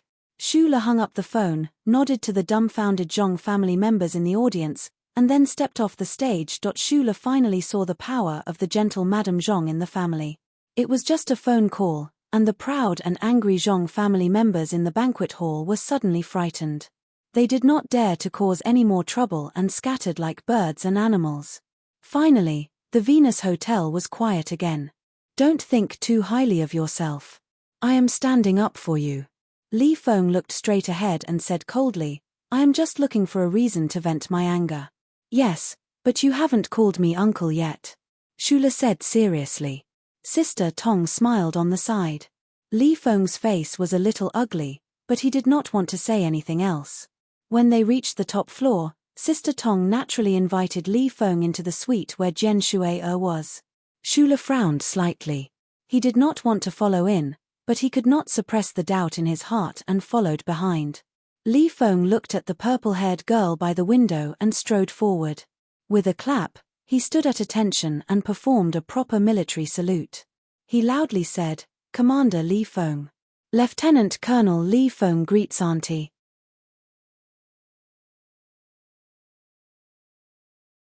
Chapter 391. Jian Shuai sat quietly on the balcony by the window. She wore a blue and white striped cargo pants and a loose red shirt. She looked as comfortable as a girl next door. The suite was very large. The dark wood balcony was warm and smooth. It might be very comfortable to sit on it, and it should also be very comfortable to read under the sun. Therefore, when the door was pushed open, she didn't even turn around. Her purple hair gently fell down from her forehead as she swept her eyes over the pages of the book. The first time Shula saw her up close was in the ward of the 1st Military Region's General Hospital. That day, the sun was also shining through the window. Jian Shuai was wearing a plain dress. She was as beautiful as a young girl who had walked out of an oil painting. Now that he saw the girl under the sun again, he should have felt some emotions, but all the emotions in his heart had long been attracted by Madman Li's words. Other than shock, he couldn't feel anything else. The popular national girl Jian Shuai was Li Feng's aunt. She was a member of the Lis of Philadelphia. Shula stood at the door and stared blankly at the girl under the sun by the window. For a moment, it was unknown how many complex emotions and speculations surged into his mind, destroying his extraordinarily thick nerves and the calm calculation ability unique to engineers. When Sister Tong left the room, she glanced at this young officer in surprise. She was fooled by Shula's calm appearance, believing that Shula already knew Jian Shuai's identity. She couldn't help but sigh at his ability to disguise himself on the warship. She only knew that the old war god valued Shula, but she didn't know that Shula had an intimate relationship with another person in the Lis of Philadelphia. Shula lowered his head slightly and followed Sister Tong out of the room. He then gently closed the door, put on his sunglasses again, and stood guard outside the door. However, when he gripped the door lock and put on his sunglasses, his usually steady fingers actually trembled slightly. The national girl sat on the windowsill, her long eyelashes glowing with a charming luster under the sun. She did not move for a long time, looking as if she had fallen asleep. However, when Li Feng stood behind her for a few seconds, the girl reached into the snack belt beside her and took out a piece of egg yolk pastry. She brought it to her mouth and chewed it. She frowned slightly and said, "I'm not an officer. Don't do this in front of me. Isn't that the family's rule? You flew out when you were young, but Grandpa liked you so much. I don't have your charisma." Li Feng took off his military cap and sat on the chair in a well-behaved manner. He looked at the girl by the window and nervously explained, "When my family told me that you were coming, I was carrying out a mission. I just got off the front line the day before yesterday, so I came a little late. There were not many people in the family by Lake Feiqing. Jian Shuai left when she was less than 12 years old and began her own independent life in the capital. However, whenever there was a chance, the 3 generations of the Li family would always find an opportunity to get together, especially when Li Feng came back from the front line. What made Li Feng sad was that although the girl by the window was only a year and a few months older than him, she was his elder. When he saw her, he had to respectfully call her aunt. In the family by the lake, the person who was doted on the most by the old man was not him, the brave young man, but this purple-haired girl.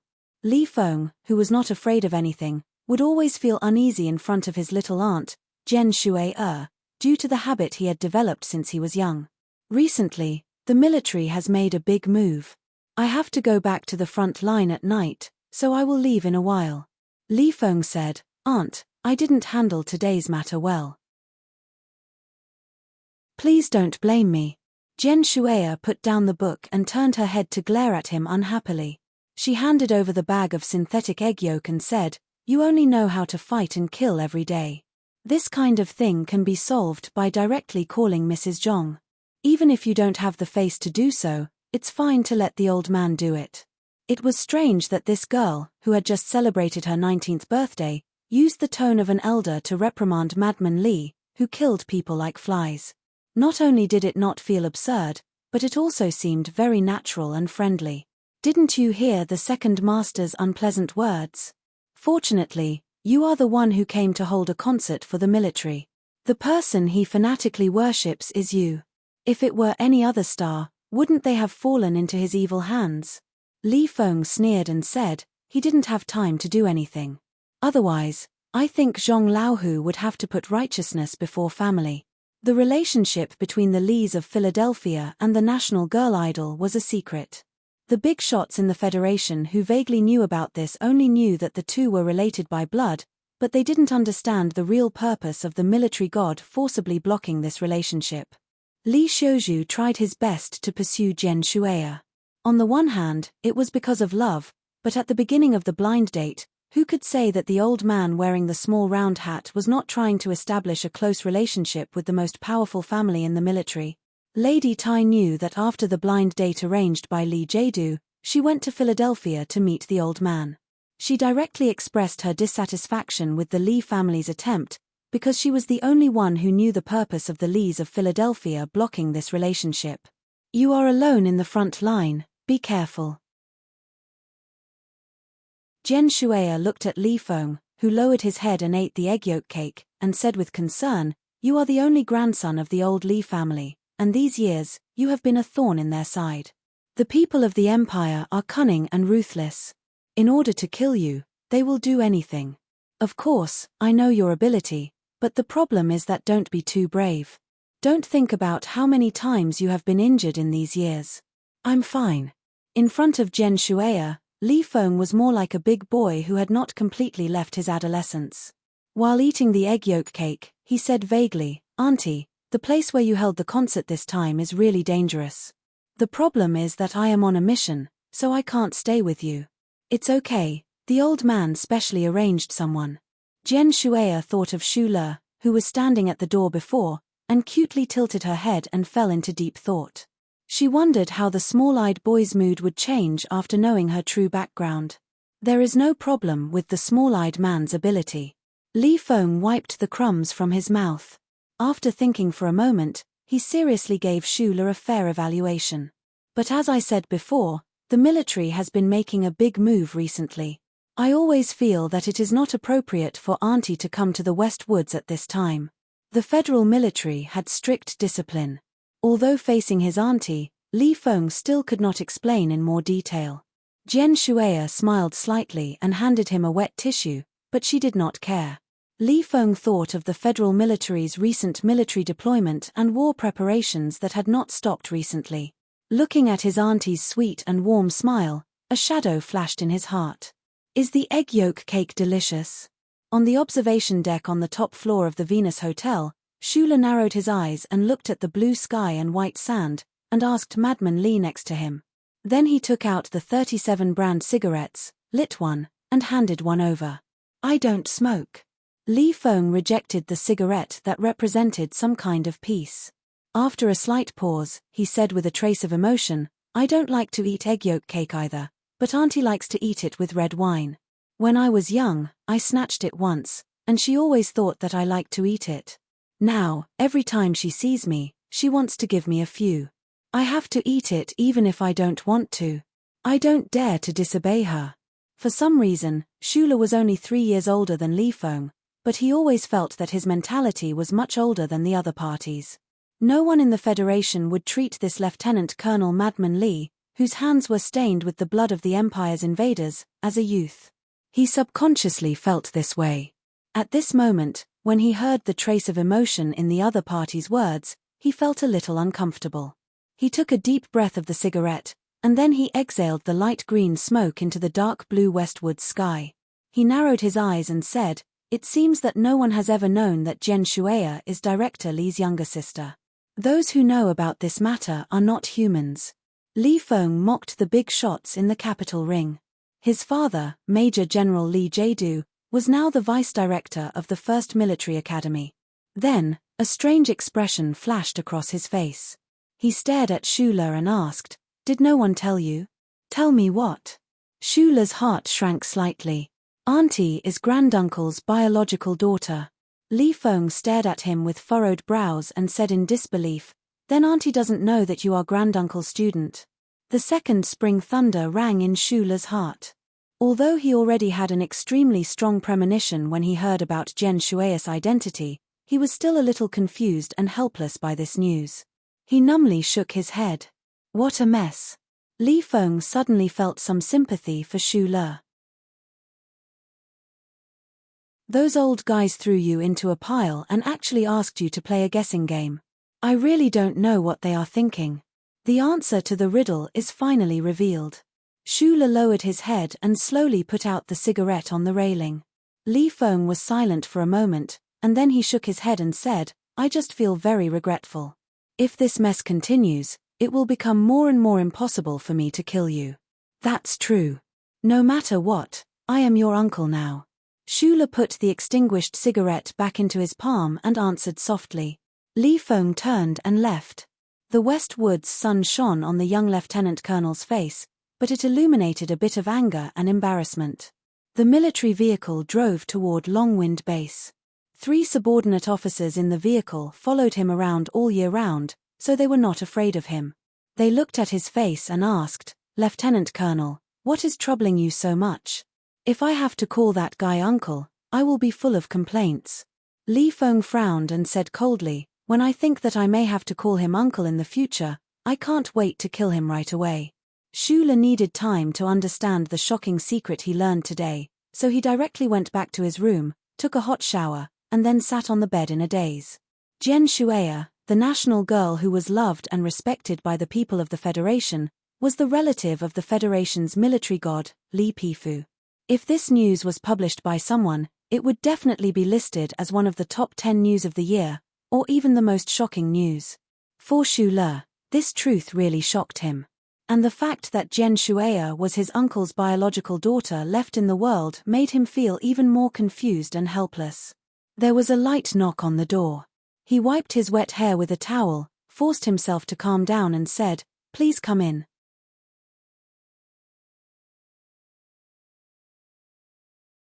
Chapter 392.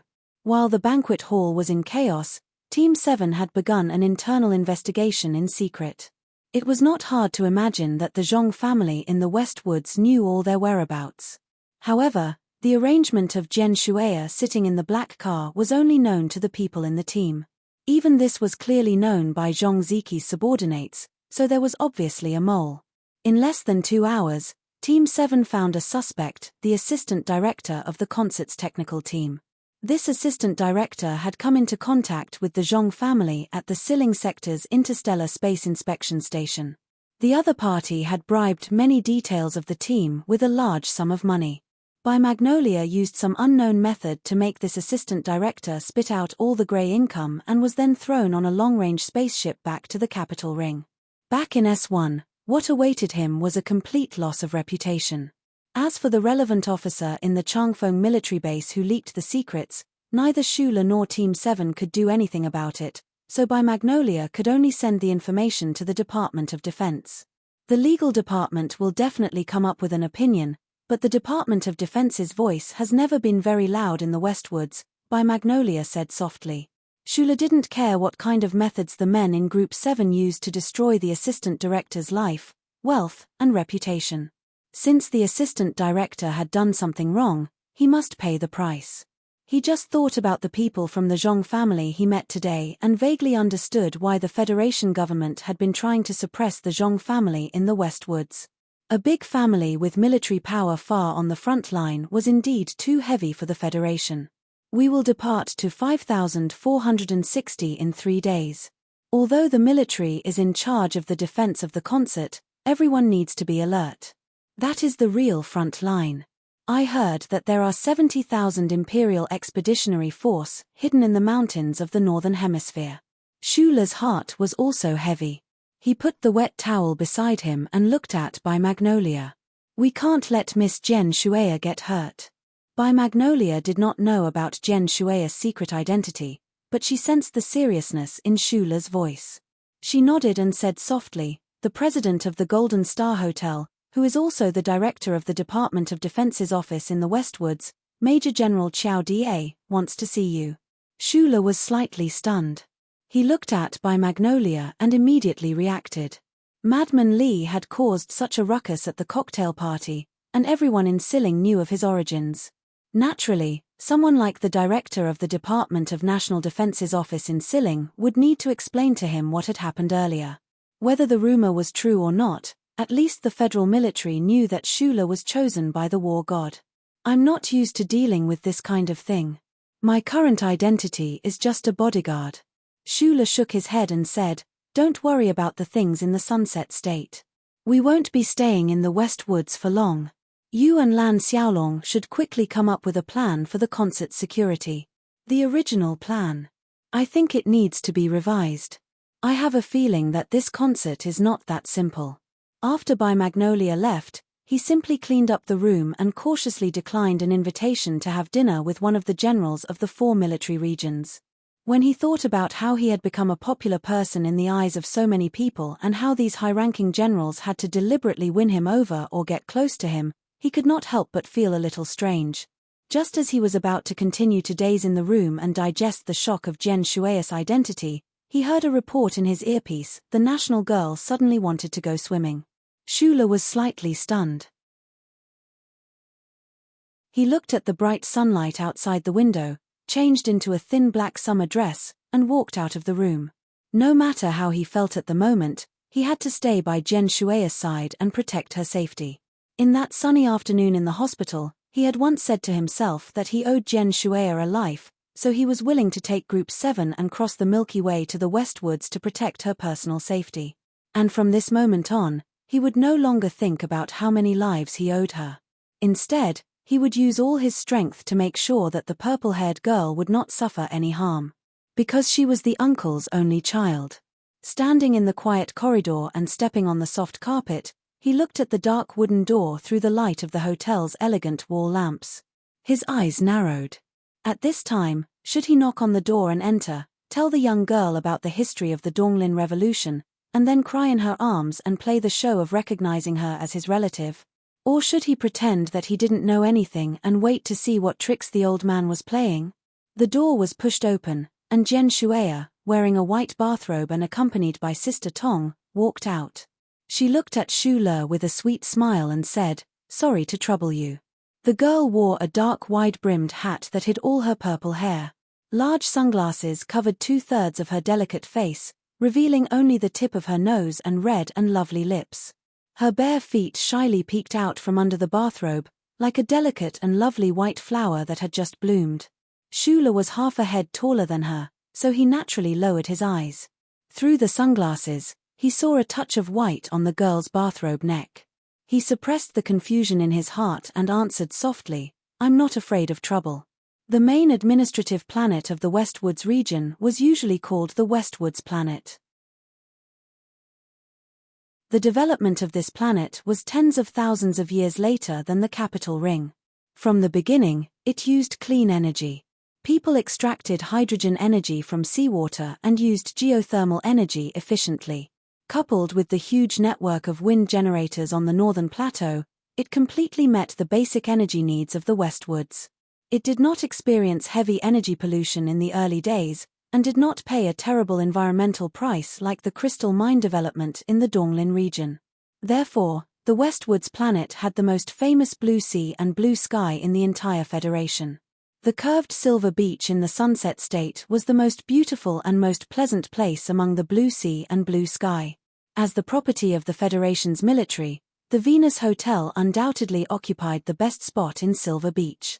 Furthermore, an isolated area was set up for the hotel's most distinguished guests.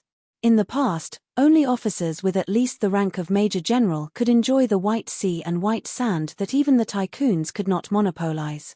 However, the national idol's appeal in the Federation was unparalleled. This time, her comeback concert was held in front of the Westwoods' frontline soldiers, so naturally, the treatment was different. Because of the previous incident, everyone in the Department of Defense in the Westwoods knew who the National Idol security director was. Naturally, they opened the door wide and vacated the beautiful bay beach, forbidding anyone from entering. Countless waves of blue water of different shades moistened the eyes. In the distance, there were white seagulls flying up and down between a few light clouds, stirring up a few lively waves on the calm sea. Jen Shueya did not throw away her white bathrobe and rush to the calm sea with a bell-like laughter like she was in the movies. She just sat quietly on the beach chair, hugging her arms tightly as if she was afraid of the cold, and slightly narrowed her eyes with a hint of sultry beauty. Sister Tong stood in the shadow of a palm tree in the distance, and Shula stood in the shadow of an umbrella. He wore sunglasses and a black summer suit, looking ahead with an expressionless face. But because of this situation, he remembered a certain conversation with Tai Jiyuan 2 years ago at the beach. You can't pretend to be a bodyguard just by wearing sunglasses and standing there expressionlessly with your hands behind your back. Jen Shueya turned to look at him and couldn't help but laugh out loud. I also wear sunglasses. I don't think I'm a bodyguard. Shula's cheeks were slightly hot, not because he was being teased by the girl, but because he didn't expect Jen Shueya's laughter to be so clear and bright. She didn't have the restraint of a superstar at all. What's more, the black summer suit you're wearing is Givenchy's new design. To be precise, it's something that the master left for next year. How much does it cost? Jen Shueya looked at him with a smile.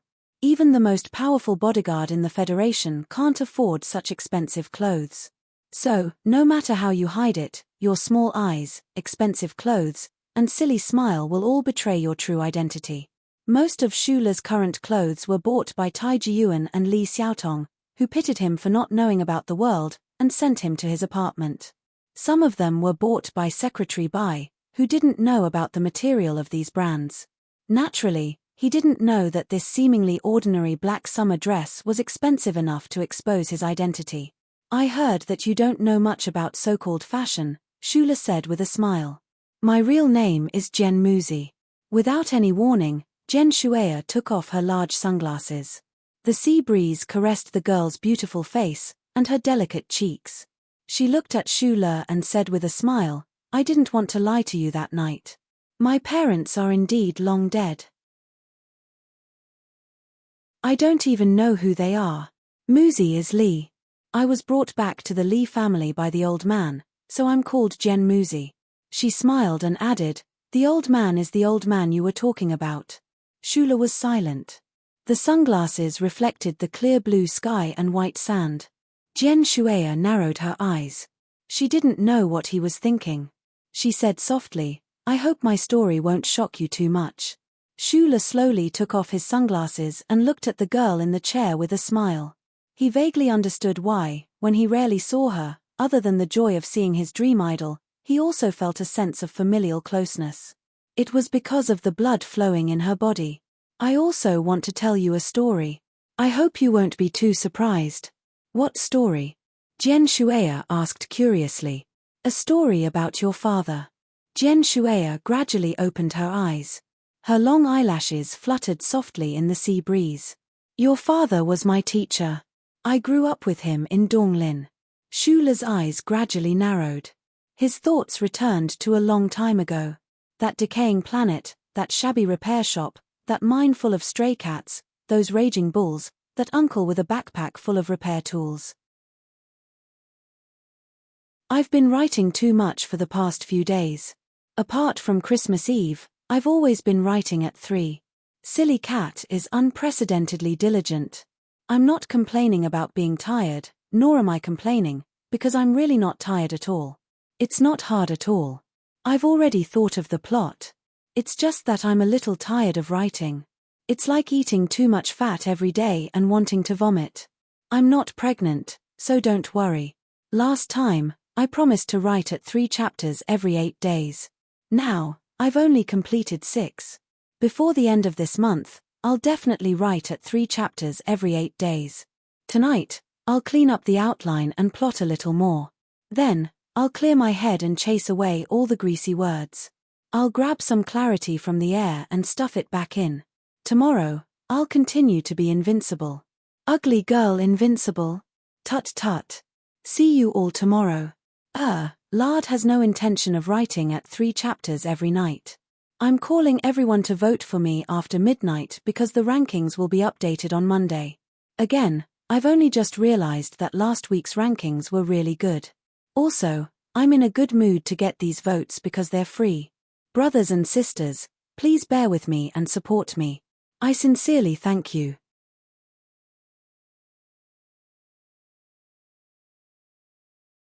Chapter 393.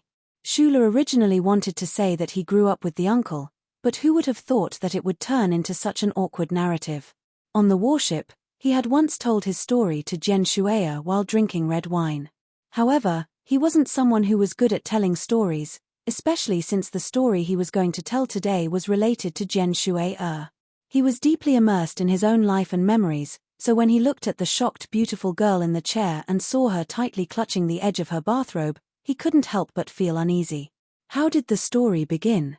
He could guess why the uncle abandoned his own flesh and blood, but he did not know whether he should tell her or not. Should he say that when they were in Donglin, the uncle would go to the sanatorium every week to visit prostitutes while he was in charge of paying the bill? Or should he say that when the uncle was in a good mood, he would take him to sit in the repair shop on Xianglan Avenue and admire the white and tender thighs of the policewomen in short skirts and boots through the floor-to-ceiling glass window? Let's start with the heavy repair tools behind the uncle's butt. Those seemingly simple tools such as the star-shaped screwdriver were like a string of proud wind chimes, constantly colliding with the uncle's sturdy and proud butt, producing a proud and crisp sound on the other side of the deserted mine pit and the electronic wall. Telling the uncle's story to Jen Shueya was tantamount to letting Shula reminisce about his life in Donglin. He spoke more and more naturally and smoothly, and his slightly squinted eyes grew brighter under the sunlight. They were not tears, but reminiscence and sadness. As he reminisced and narrated, Shula understood many things. Why would the indifferent Uncle Fengyu, who appeared to have experienced many vicissitudes of life, be so fanatical and obsessed with a national girl like the most ordinary people? Why would he hold a bottle of red wine every day and stare at the Federation's Channel 23 just to watch that TV series? That was because he had left his own flesh and blood, and could not let his daughter grow up by his side. He could only silently pay attention to the little girl on the capital ring in this way, using it as a form of comfort and spiritual sustenance. This kind of spiritual sustenance was extremely important to Fengyu, so much so that after the Hushi Region Radio Management Committee temporarily stopped broadcasting Channel 23, the purple-haired girl's face disappeared from the TV screen. The uncle angrily ordered him to incite the orphan gang on Clock Tower Street to demonstrate. As one of the most wanted criminals in the Federation, this kind of action was obviously not in line with his cautious style as he moved through the glory of the charter, but it was in line with the anger of a father. The sea breeze blew gently, but it could not blow away the dry heat and stifling atmosphere under the parasol. During Shula's narration, Jen Shueya listened in silence. After the initial shock, her expression returned to that of a young girl's tranquility, as if the person Shula was describing had nothing to do with her. She didn't even ask any questions. "Uncle, he had his own reasons for leaving you." Shula rubbed the frame of his sunglasses. He felt a little sad because of the girl's unusual silence. After some thought, he said in a low voice, "He has always been wanted by the Federation, so he couldn't have been with you as you grew up. When you were in Eastwood, he was actually always silently watching you. Although he never said it, I know he must have missed you a lot." Jen Shueya sat in the chair without moving. She had maintained this posture for too long, causing the back of her neck to feel a little numb. She suddenly took a deep breath and asked with a sweet smile, "Last time you told me that you escaped from Eastwood. You also said that you had an uncle who was killed, and that you couldn't take revenge. The uncle you were talking about, is it the one you are talking about right now?" The storytelling took a long time, and it was already dusk. The shadows under the parasol swayed slightly. The surface of the sea was quiet. Shula dared to look at the smile on her face and the cute dimples on her cheeks. He forced himself to raise his head and look into the distance with some confusion. However, his eyes were narrowed by the scorching sun that was gradually moving toward the horizon. A girl who had lost her parents when she was young suddenly found out that in the past years, her father had lived on some declining planet in the universe. However, before she had the chance to be pleasantly surprised, She was forced to accept the fact that the father she had never met had long since died. What a cruel plot this was. After a long silence, he opened his mouth with some difficulty and admitted, yes. Jian Shuai didn't cry. She only furrowed her brows in an extremely pretty manner. She propped up her chin and looked at the sea that was rippling with thousands of golden threads. She was incomparably peaceful, and there was even a hint of a warm smile on her face. It was as if she was thinking about some profound but also very interesting philosophical question. After a long time, she opened her eyes wide, blinked her eyelashes, and asked curiously, "Why is he wanted by the Federation?" "The old man never told me these things. He only said that he had died a long time ago." Shula replied, "Your father is the #1 target of the Bureau of Proclamation. He didn't know how much makeup had been applied on the history of the past or how many black clothes had been worn, but he didn't want to use things that he didn't know to explain anything for the uncle." This was the effect of the same pride in the different temperaments of the master and disciple in the mine. A very simple explanation was better than thousands of explanations. The glory of the charter had never made a mistake. Jian Shuai hugged her shoulders tightly, somewhat at a loss, and then smiled slightly with unknown emotions. A moment later, she turned around and pursed her lips proudly. She raised her head to look at Shula behind the chair, who was using his distant eyes to hide the emotions in his heart. She asked, "It seems that the old man wanted you to come with me to the Westwoods because he wanted to tell me this through your mouth." The Federation's god of war, Li Pifu, was the most dazzling star in the universe. He was revered and worshipped by countless people. Even the royal family of the empire, who wanted nothing more than to eat his flesh alive, would always have a trace of reverence when they mentioned him, in addition to hatred. There were probably only 2 people in the universe who dared to call him old man. The time when Shula had blurted it out in Qingcheng prison didn't count. The only people who dared to call Li Pifu that way happened to be a father and daughter pair. Things like blood ties were really wonderful. However, when Feng Yu mentioned his biological brother, he used the 3 words old man to express some kind of disdain and ridicule. Jian Shuai called him that, but it represented Li Pifu's unparalleled love for her and her affection for this old man. "That might be one of the reasons," Shula replied. Jian Shuai didn't ask any more questions. She turned her head and squinted her eyes to look at the sea. Her beautiful and petite face was filled with faint loneliness and sorrow. She was the most adorable and well-liked national girl, but this didn't mean that she wasn't intelligent. In fact, the people from the Li family were either demons or monsters, or elves that had fallen into the human world. Therefore, she didn't angrily ask the Li family why they watched as her father was wanted, wandered, and died. She also didn't painfully grab Shula's clothes and ask him to explain that her father wasn't a bad person, but rather someone who had been framed. This kind of plot was a drama, not real life. "Thank you for telling me everything about my father. From your story, I can roughly imagine what kind of person he was." Jian Shuai stood up from the chair and gently untied the belt of her bathrobe. She said softly, "In my imagination, his life must be a mess. You were so young back then, and you had to take care of him. I really can't imagine." Jian Shuai took off her bathrobe, turned her head, and looked at Shula with an extremely serious expression. She was wearing a dark blue swimsuit. It was a conservative one-piece swimsuit, but the close-fitting material exposed the girl's youthful and attractive curves. "I'll give you a hug." She walked forward and gently hugged Shula. Her tone was playful but extremely sincere. "Thank you for taking care of him for me in Donglin for so many years." Feeling the warmth from his arms and smelling the faint orchid scent in his arms, Shula's body stiffened slightly. His emotions were slightly disturbed, but he didn't have any distracting thoughts. He only felt a trace of sadness as he thought of the days when he cooked for his uncle every day and paid for his prostitutes. Jian Shuai left his embrace and laughed cheerfully as she ran towards the golden sea. The unpainted waves just now couldn't stop her. Her laughter was so clear on the quiet beach, like a round crystal that had been washed by the sea for hundreds of millions of years. Shula knew why Jian Shuai could laugh so happily after hearing the story, but he liked to hear her laugh. They had been together for a long time, and the idol of his dreams was by his side, showing the truest side of her life. The girl's optimistic, cute, simple, and straightforward personality was like a magnet, deeply attracting him. Telling a girl the story of her dead father was a very difficult job. Coupled with the sincere hug from Jen Shueya earlier, Shula felt a little hot and tired. He unbuttoned his black summer clothes and sat on the chair. He opened a bottle of water and slowly drank from it, but his gaze was always cautiously on the beach. Jen Shueya, who was wearing a dark blue swimsuit, had already plunged into the sea like a nimble fish. At this time, the sea was like a piece of raw ore. The surface of the sea was strands of gold, but under the surface was a peaceful and soft blue. The young girl moved stealthily in the sea of blue.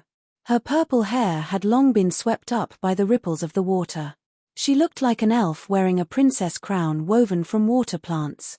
Her slender legs were extremely tight, and from time to time, they would bounce, shining a fresh and attractive white in the sea of blue, like a naughty mermaid's tail. She was very good at swimming, and her movements were extremely natural as she moved stealthily in the sea. Sometimes, she would dive into the white water at the bottom of the sea to pick up a shell, and sometimes, she would reach into the quiet sea to touch the bold thorned fish. The blue was peaceful, and there was no worldly matter, no noise, that would disturb her heart and her emotions. She laughed silently in the dark blue sea. Her incomparably beautiful face carried undisguised happiness. However, small droplets of water slipped out of her eyes from time to time and slowly rose to the surface of the sea. Under the illumination of the twilight that penetrated the sea, they were like pearls that kept pouring out. In ancient fairy tales, the tears of a mermaid could not be seen because they mixed with the sea water when they flowed out. However, the tears that flowed out of her smile were so clear in this blue sea.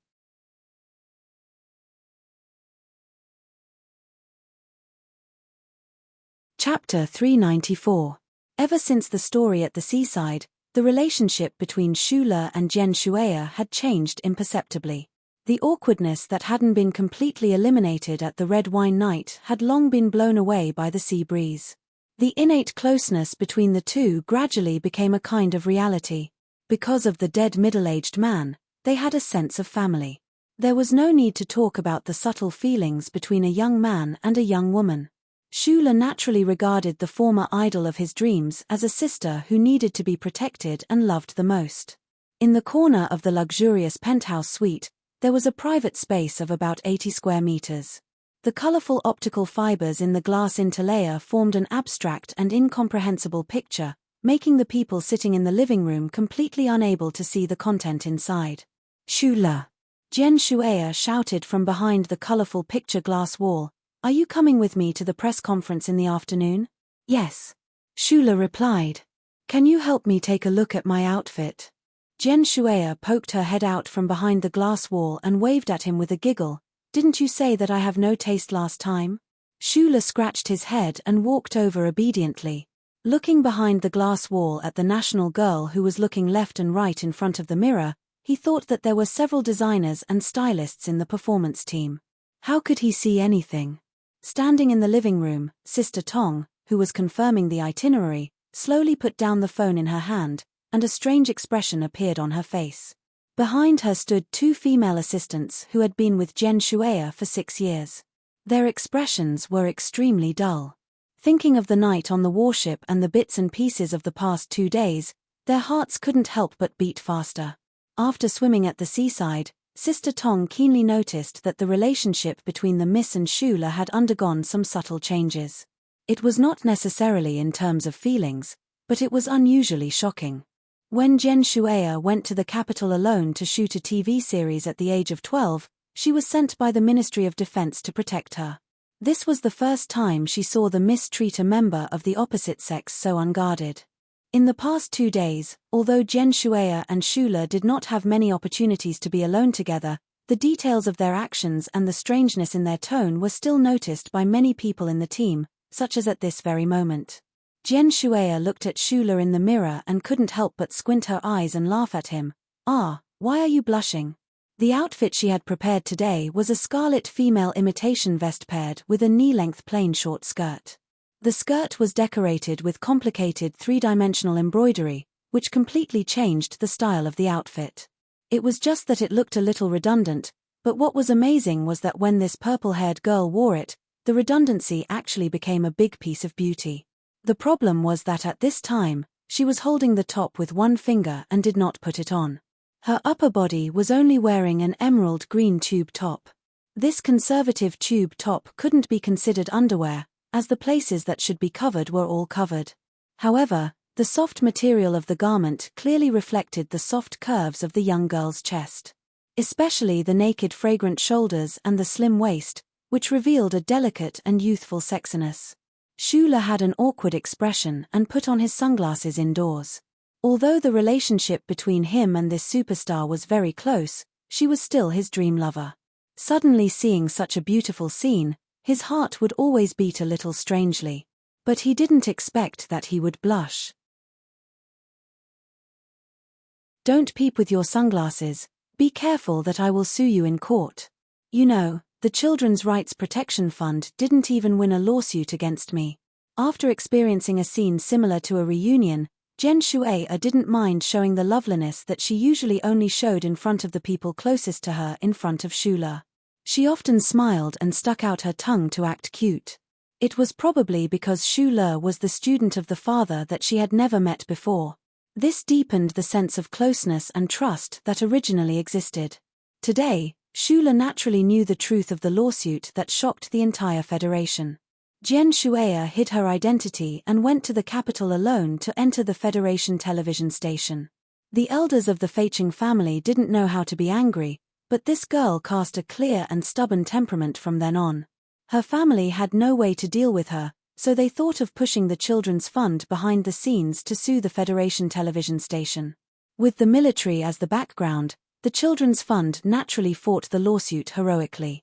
In the end, even senior officials in the president's residence were sued by them. However, in the end, it was Justice He Ying who declared that Jen Shueya could choose her own life, and the old man in Feicheng had no choice but to accept this point. The general public of the Federation only knew that Jen Shueya won the lawsuit, but they didn't know that she won the invincible Federation army god. It was like countless burning suns. Shula's eyes squinted under the constant flashes of the photographers. He squinted extremely hard as he thought to himself. Behind the photographers was the press conference hall of the Venus Hotel. Today, the publicity officials of the Westwoods Frontline Military Command and the guests who came from afar would jointly hold a press conference about the victory concert. The military sent Major General Chen, who was in charge of publicity matters in the 4th Military Region, to express its absolute importance. As for the performance team, as the only protagonist, Jen Shueya, the national girl, naturally had to be present in person. Thinking of this press conference outside of the itinerary, Shula felt a little strange. The storm 3 days ago could have been settled with a phone call, but under the joint performance of Zhong Erlang and Madman Li, it became a story that shocked the entire upper class of the Westwoods. In this case, Jen Shueya's itinerary could no longer be kept secret from the public. After an emergency discussion, the military decided to release the specific details of the concert in advance and create momentum. After all, this was a victory concert intended to inspire the morale of the entire Federation and to promote the war with the Empire. It couldn't be held quietly. In the flashes, Jen Shueya walked along the corridor and waved to the reporters, which caused a frenzy. It had been more than a year since she left the Federation stage, and not a single media outlet had been able to dig up any information about her. Many of her fanatical admirers even thought that this national girl might quit the entertainment industry. They were so sad that they couldn't help themselves. Who would have thought that she would suddenly appear in the Westwoods and announce that she would be holding a comeback concert soon? Of course, it attracted the attention of countless news reporters. Naturally, the reporters from the capital ring couldn't make it. Most of the reporters present today were military reporters, and they didn't expect to be so lucky. It should be known that the name of the national girl represented ratings and news effect, whether it was the long-lasting lawsuit, the 2 concerts that were accompanied by explosions, or her every appearance. There was a saying that it was often difficult for a girl star to control the stage, but Jen Shueya was obviously an exception. She was calm and gentle, and showed the most beautiful side of a star. But no one would have thought that at this time, she was asking, "What time is the spaceship taking off? Is the Westwoods roast lamb leg that you promised to treat me in time?" In the cameras of the reporters, the national girl's lips were slightly open, revealing her white teeth. Her smile was exceptionally bright, and no one thought of the question that she was thinking at this time. The expressions of the people around her were slightly strange, but they heard this sentence and guessed who she was talking to. They all looked at Shula behind her. Shula nodded. Most of the members of Team 7 had already taken control of the key positions at the press conference. In addition to the members who stayed behind and Shula, there were 4 people in black suits who followed Jen Shueya. Amid the flashes and clamor, the 4 members clearly heard the 2 sentences of the conversation, and the expressions on their faces were slightly strange. Just like Sister Tong, the members of Group 7 also felt that there was something strange between their boss and the national girl. When they heard these 2 sentences that sounded very normal, they couldn't help but think to themselves, if there's nothing going on between them, who would believe it? Apart from the silent criticism, the members of Team 7 actually felt proud in their hearts. They were even prouder than when Shula had destroyed the headquarters of the Iron 7th Division. There were countless soldiers in the Federation, but when it came to fighting strength, Team 7 was definitely not afraid. Now that their boss had gotten the national girl that everyone adored, this kind of fighting strength. Who could compare to this kind of fighting strength? A publicity officer of the Westwoods military district acted as a guest host and smiled as he described the general itinerary of Miss Jen Shueya, but he was unwilling to disclose the specific time and location of the victory concert. He pointed outside the window to a large building under the Kang Mountains that faced the sea and said loudly, "When the victory concert is held, the Kang Mountain Stadium will be broadcasted live. The local stars of the Westwoods and the special representatives of the military will participate." The reporters understood the meaning of these words. The Kang Mountain Stadium was grand and magnificent, but it was actually just a side venue. Someone asked, "Where is the main venue of the victory concert?" The host deliberately paused for a moment and then said firmly, "It is my honor to inform everyone that Miss Jen Shueya will personally go to the front line and sing for the brave soldiers of the Federation." The press conference suddenly quieted down. The Westwoods was the front line of the Federation, but the real front line was the planets that were full of smoke and fire. Most of the reporters present were military reporters, so they naturally knew the danger that the 2 words front line represented. Jen Shueya had been quiet and even seemed to be obedient as she sat behind the table without saying a word. At this time, countless cameras were activated again, and only the sound of small motors could be heard in the silence. After a moment of silence, a reporter asked with a serious expression, "Is the military confident in Miss Jen Shueya's safety? Also, the victory concert will be held at the front line." "Which front line exactly? You also said that the military is very grateful for Miss Jen Shueya's bravery. In order to protect her safety, we cannot disclose the specific location of the concert," the host answered. This explanation made the reporters immediately stop asking questions. They were all reporters who ran the military line and were very clear about the importance of safety. Shula had been standing silently in the shadows below the stage, 5 meters away from Jen Shueya, ready to rush up to rescue her at any time. He quietly looked at the unfamiliar scene of the press conference and suddenly felt a little strange, because it was obvious that a few reporters began to secretly take pictures of him after whispering a few words.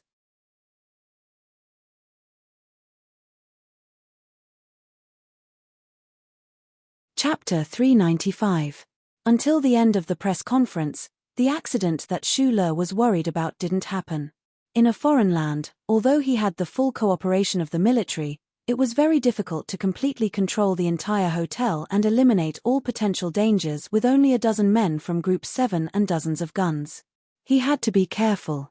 On the rostrum, Major General Chen, who was in charge of the 4th Military Region, had just finished his passionate speech.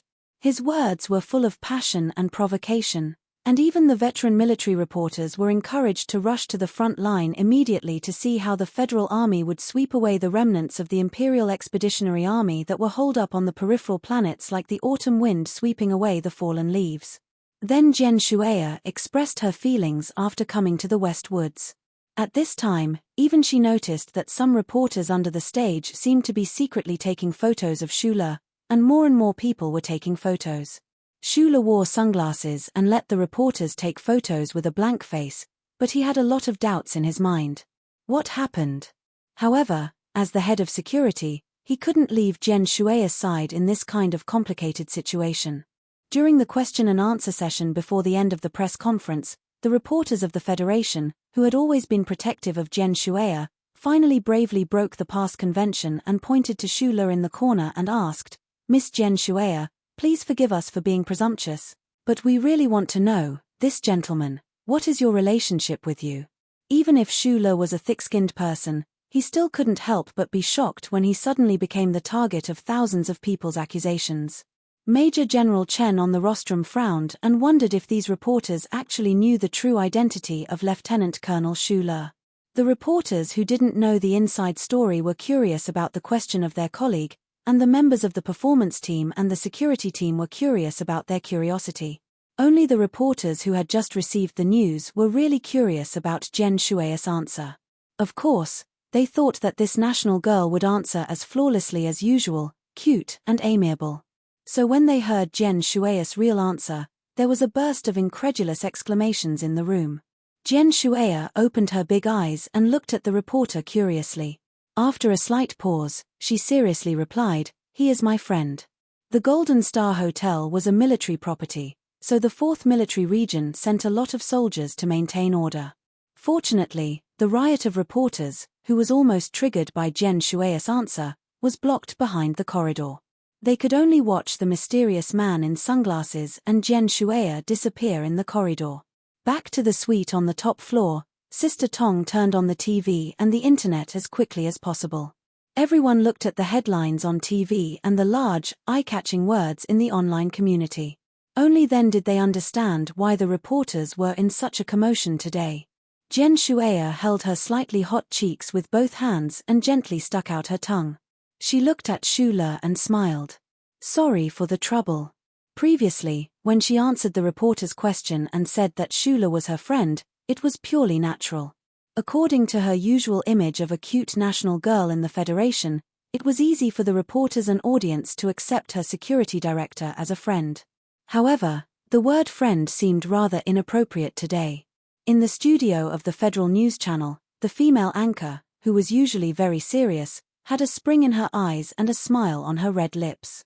The nation's young lady, Jen Shueya, has not appeared in front of the public since the terrorist attack in the 4 provinces.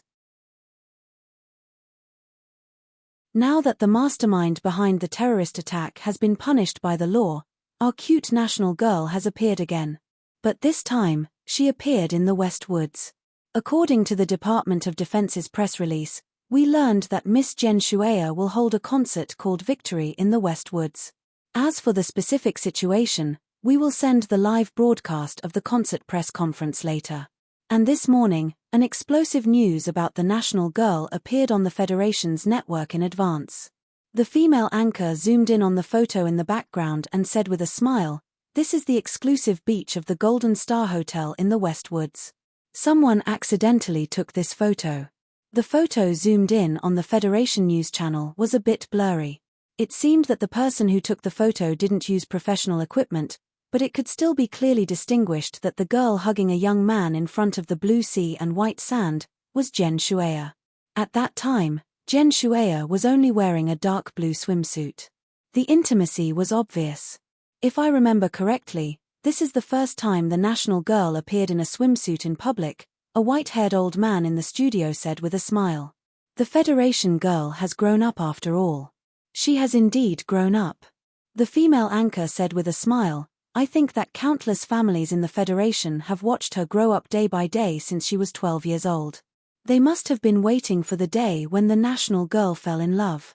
But they didn't expect that this day would come so suddenly." Sister Tong and her 2 female assistants looked at Jen Shueya on the sofa and Shula standing beside her with a complicated expression.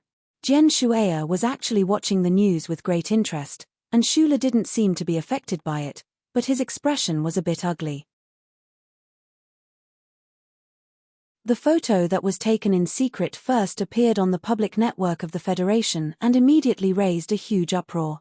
Even the news channels of the major TV stations that had always been serious immediately produced special programs to review Jen Shue's brilliant career. Then, with a warm tone, they began to speculate about the love affairs of the national girls. There was no telling how many uncles and aunts were crying because of it. The Westwoods was so far away from the capital ring that the people in the penthouse suites didn't know about it until now. Then, the Federation's news channel began to broadcast the news conference. The director kept focusing on Shula, who was in the shadows, and at the same time, repeated Jen Shue's response of saying that he was a friend several times. Sister Tong turned off the TV in annoyance, only to find that the situation on the internet was even worse. Everyone was guessing who the love interest of the nation's girl was. There were all kinds of different analyses. Some people guessed that it should be a rich family's son from Givenchy's summer outfit, but more people saw the news conference broadcast earlier and thought that it was a love story that could be compared to a movie's bodyguard and a celebrity. Shula lowered his head and looked at the black Givenchy summer clothes he was wearing. He thought that it was time for him to change his clothes. Just like how the Federation's news channel created a warm and positive tone for the news, most people on the internet followed the development of the situation with a kind attitude. But there were also some fanatical supporters who began to clamor on the internet to find the lucky scum who shamelessly blasphemed the young goddess' secret photo, leak, storm, acquiescence. This plot is really vulgar. On the road, when they saw Zhang Ziqi's poem displayed on the white Duran limousine, Shula and Jen Shue tacitly came to a vulgar conclusion. At this time, as the people involved in the explosive news of the Federation, they looked at each other and came to the same conclusion again. Sister Tong didn't understand what they were talking about. If the old man thinks that he can hide from us like this, he is insulting his intelligence as the god of war. Jen Shue helplessly rubbed her forehead and muttered. The Golden Star Hotel was heavily guarded by soldiers. More importantly, the vantage points from which they could see the beach were closely monitored by Team 7. If it wasn't for the military, how could they have taken that photo? Shula even suspected that someone in Team 7 had taken this photo. After all, it was clearly the military's will to expose this news. The most important evidence was that whether it was the Federation's news channel, other private TV stations, or even the supposedly free internet, their comments on this news were so warm and positive. Other than the actions of the Federation government, or the terrifying influence of the old man, who could do this? What does the old man want to do? Jen Shue held her chin, frowned, and looked at the blue sky outside the window and said, I really want to call back and ask him. Shula was Fengyu's student, so the old man liked him very much. He could imagine how much the old man doted on Jen Shue over the years. Maybe he was also worried about Jen Shue's life, but, after all, he was the Federation's god of war. Why would he personally care about such a small matter? The outside of the Golden Star Hotel was full of cameras. Of course, they were standard equipment for news reporters. Although this was a military property and the security was tight, the other party used the freedom of the press as an excuse, so the Westwoods military couldn't drive all these reporters away. Under such circumstances, the promised barbecued lamb leg for supper naturally fell through. At 11 o'clock that night, the motorcade that had been on standby drove out of the hotel's underground parking lot one by one and drove to the Changfeng military base again. However, this news couldn't be stopped. At the entrance of the hotel, countless cameras surrounded Jen Shue and Shula behind her. These reporters from major news media in the Westwoods were basically running the military line. While the cultural reporters of the capital ring were still trying to find the identity of the man who hugged Jen Shue, these military reporters who had a natural advantage had already keenly found another breaking point. Several microphones were handed in front of Shula and almost knocked his sunglasses off. He and the members of Group 7 firmly protected Jen Shue in the middle of the group, but they forgot that they were also half a news person now, so they couldn't help but feel a little embarrassed. Are you Lieutenant Colonel Shula? No comment. Shula somewhat awkwardly answered according to Sister Tong's instructions, but he was shocked that the reporters recognized him. The eyes behind the sunglasses gradually narrowed. He vaguely caught the real intention of the federal military and the old man to create this news. What did the current Federation need the most?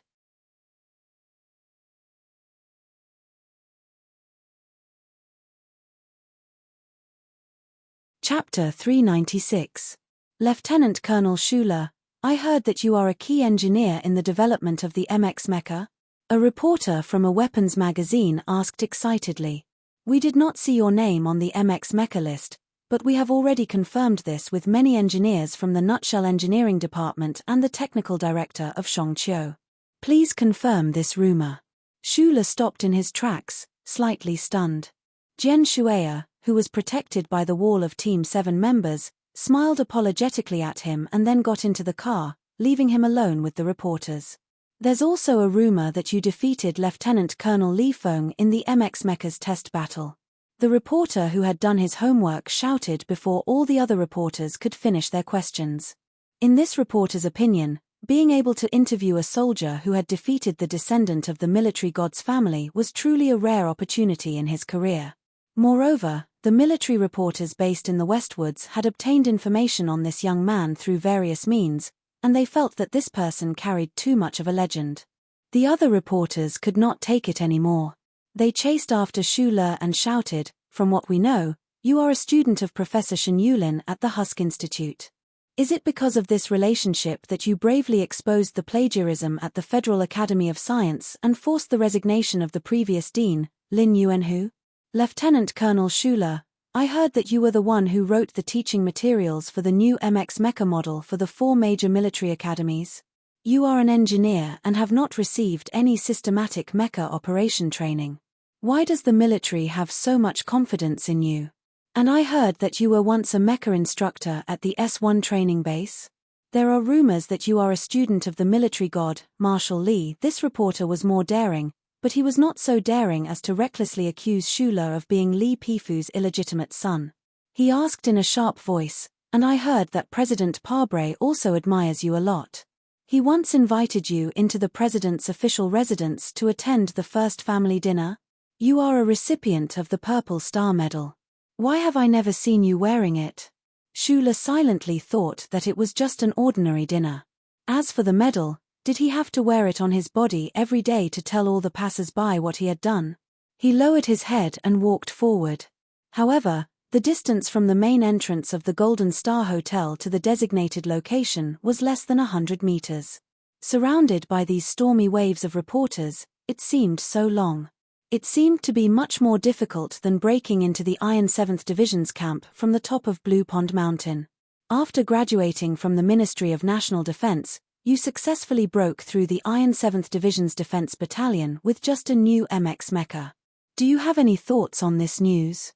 You should know that the Iron 7th Division has participated in countless military exercises in the past 10 years and has never failed. It was obvious that not only did the reporter from the Weapons Journal at the beginning do his homework, but the reporters who ran the military line only took half a day to get enough information from certain departments in the capital ring. Schuler thought that this news was too exaggerated. He had only broken into the camp of the Iron 7th Division's Defense Battalion. If he were to face the entire Defense Battalion alone, he would only be able to escape.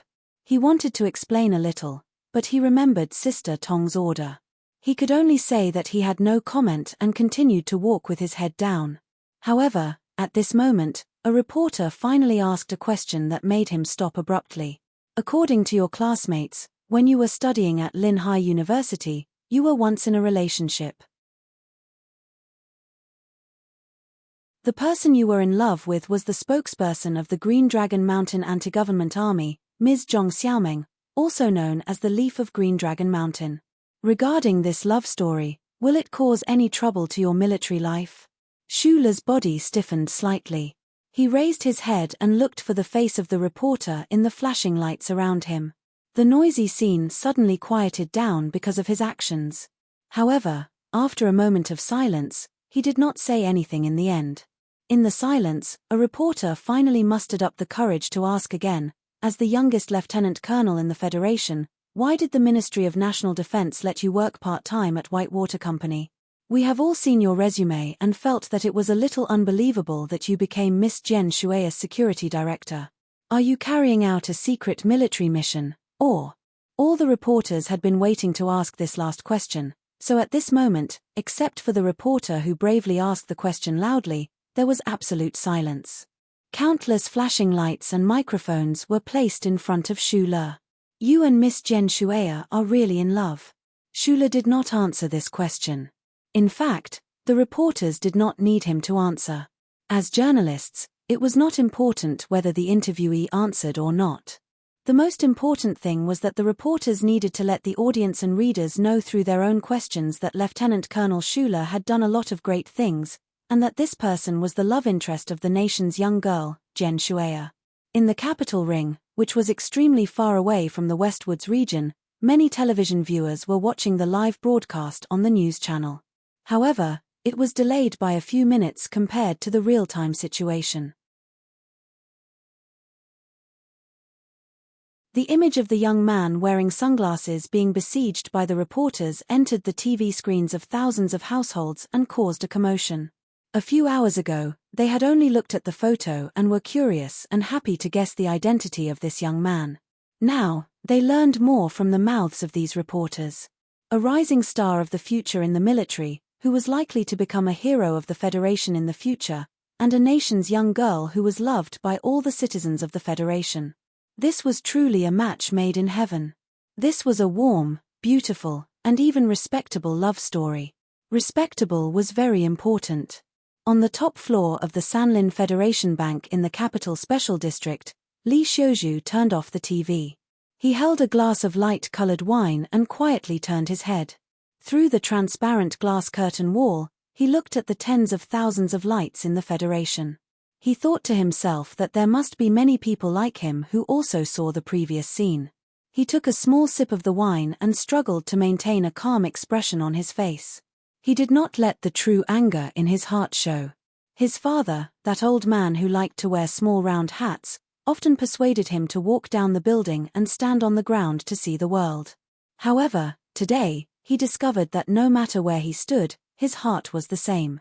On the other side of the towering Sanlin Bank building, Li Xiaotong was having dinner in his room full of flowers. The sound coming from the holographic screen was extremely loud and clear. His expression was extremely happy, and the cold aura of the past that was like snow plum blossoms was swept away. He raised the red wine and looked at the battered and exhausted Shu Le on the news with a smile. He said with a smile, "You're a bit faster than I thought. This glass of wine is to you, and also to my truly battered big brother." The Parliament building was brightly lit. A whole row of offices in the direction of the Stone Hall had now been emptied. They were now the Green Dragon Mountains Contact Office. For the great reconciliation of the Federation, President Parbre and the big shots of Parliament showed unprecedented sincerity. A young confidential official looked at the girl in the room worriedly. Thinking of the questions of the reporters in the news, he could not help but ask, "Do you want to go eat first? There are so many things that you can't finish in a short time." Zhong Xiaomeng gently pushed up the black-rimmed glasses on the bridge of her nose with the tip of a finger. She looked up and said with a smile, "Qingju, you don't have to worry about me. I'm fine." She was now the spokesperson of Green Dragon Mountain in the capital ring. She had more important tasks in private and was extremely busy every day. However, her eyes looked through the glasses and fell on the files, but she did not move at all. In fact, she had been listening to the news on the TV and thinking about how the reporters mentioned her. "You deserve better." She hid the sadness in her heart, forced a smile, and officially began to work. In a quiet manner in the capital of Huachen State, a middle-aged woman upstairs was earnestly persuading her young lady, "Mai, I know you're not happy, but you still have to eat." "I'm not unhappy, it's just, I feel a little nervous." Nan Xiangmei asked the nanny to leave and returned to the table. Looking at the photo that caused the commotion, her beautiful eyebrows slightly wrinkled. She clasped her hands together and softly prayed, "No, don't." The silver-grey light battleship was like a silver shuttle, sailing in the quiet and even quiet space. With the help of the gravitational pull of the giant planet, it accelerated again. After flying through the shadow of the giant planet, The westward's sun on the right suddenly shone. Countless golden rays shone on the surface of the battleship. It was not warm, but made people feel a little cold. How does it feel to be on the news? Lan Xiaolong followed behind Xu Le and made fun of him. At this time, they were doing an inspection of the core area of the battleship. Although the Westwoods military would protect the safety of the performing team, there was still a new MX in the core area. The security of Team 7 would not be relaxed because of this. Xu Le waved his hand in annoyance and did not say anything. Then he gently knocked on the door and walked in. Lan Xiaolong looked at the tightly closed door and thought of the national girl in the room. He shrugged and thought, is this the shame and anger of the whole Federation after their affair was exposed? I'm very sorry for causing so much trouble for you. Jian Shuai turned around from the window and helplessly shrugged with a smile. It was a very similar action. Lan Xiaolong's shrug was like a hooligan, but this girl's shrug was incomparably cute. Xu Le stood silently behind her. Right now, the whole Federation saw them as a perfect couple. They knew very well that this was not the case at all, but they could not help but sigh with emotion at the powerful ability of the Ministry of National Defense's publicity department to create momentum. Their hearts were slightly heavy. If it had only been an exclusive interview and deliberate publicity by the military, the media and Federation citizens would definitely not have been so interested in Xu Le. This was because whether it was the MX Mecha or any other feats, for the average secular society, they would always seem a little distant. But this matter involved the national girl, Jian Shuai, and that was different. The media and citizens would spontaneously unearth everything related to Xu Le. Li Feng was on a secret mission at the front lines, so Jian Shuai was unable to contact him. She cocked her head and thought for a while, and then finally dialed Li Jiedu's number. She asked softly over the phone, is the Marshal not feeling well recently?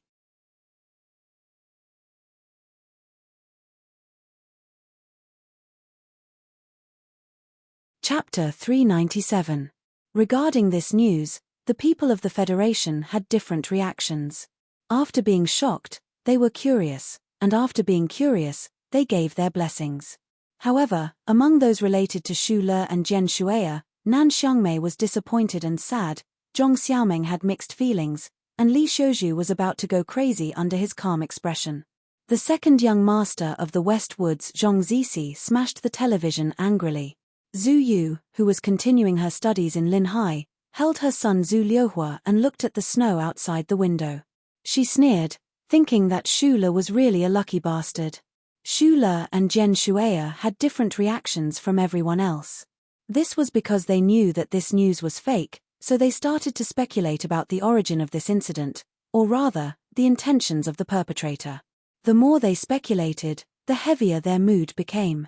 In the preparation for the universal war with the Empire, the Federation needed a hero to unite the will of the Federation citizens and mobilize the entire society to fight together.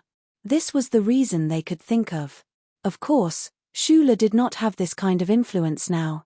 He had not even been to the front lines, but whether it was the development of the MX Mecha, his personal combat strength, or his legendary life, he already had some kind of foundation or embryonic form. As the saying went, everything was ready, except for the east wind. The only thing he lacked now was outstanding military achievements. If there were no accidents, the Iron 7th Division and their commander, Du Shaoqing, would be another Federation hero and collective hero created by the cooperation of the President and the military. However, the part that Xu Le represented could not be replaced. This was because he had once displayed that kind of heroic spirit during the assassination of Macklin.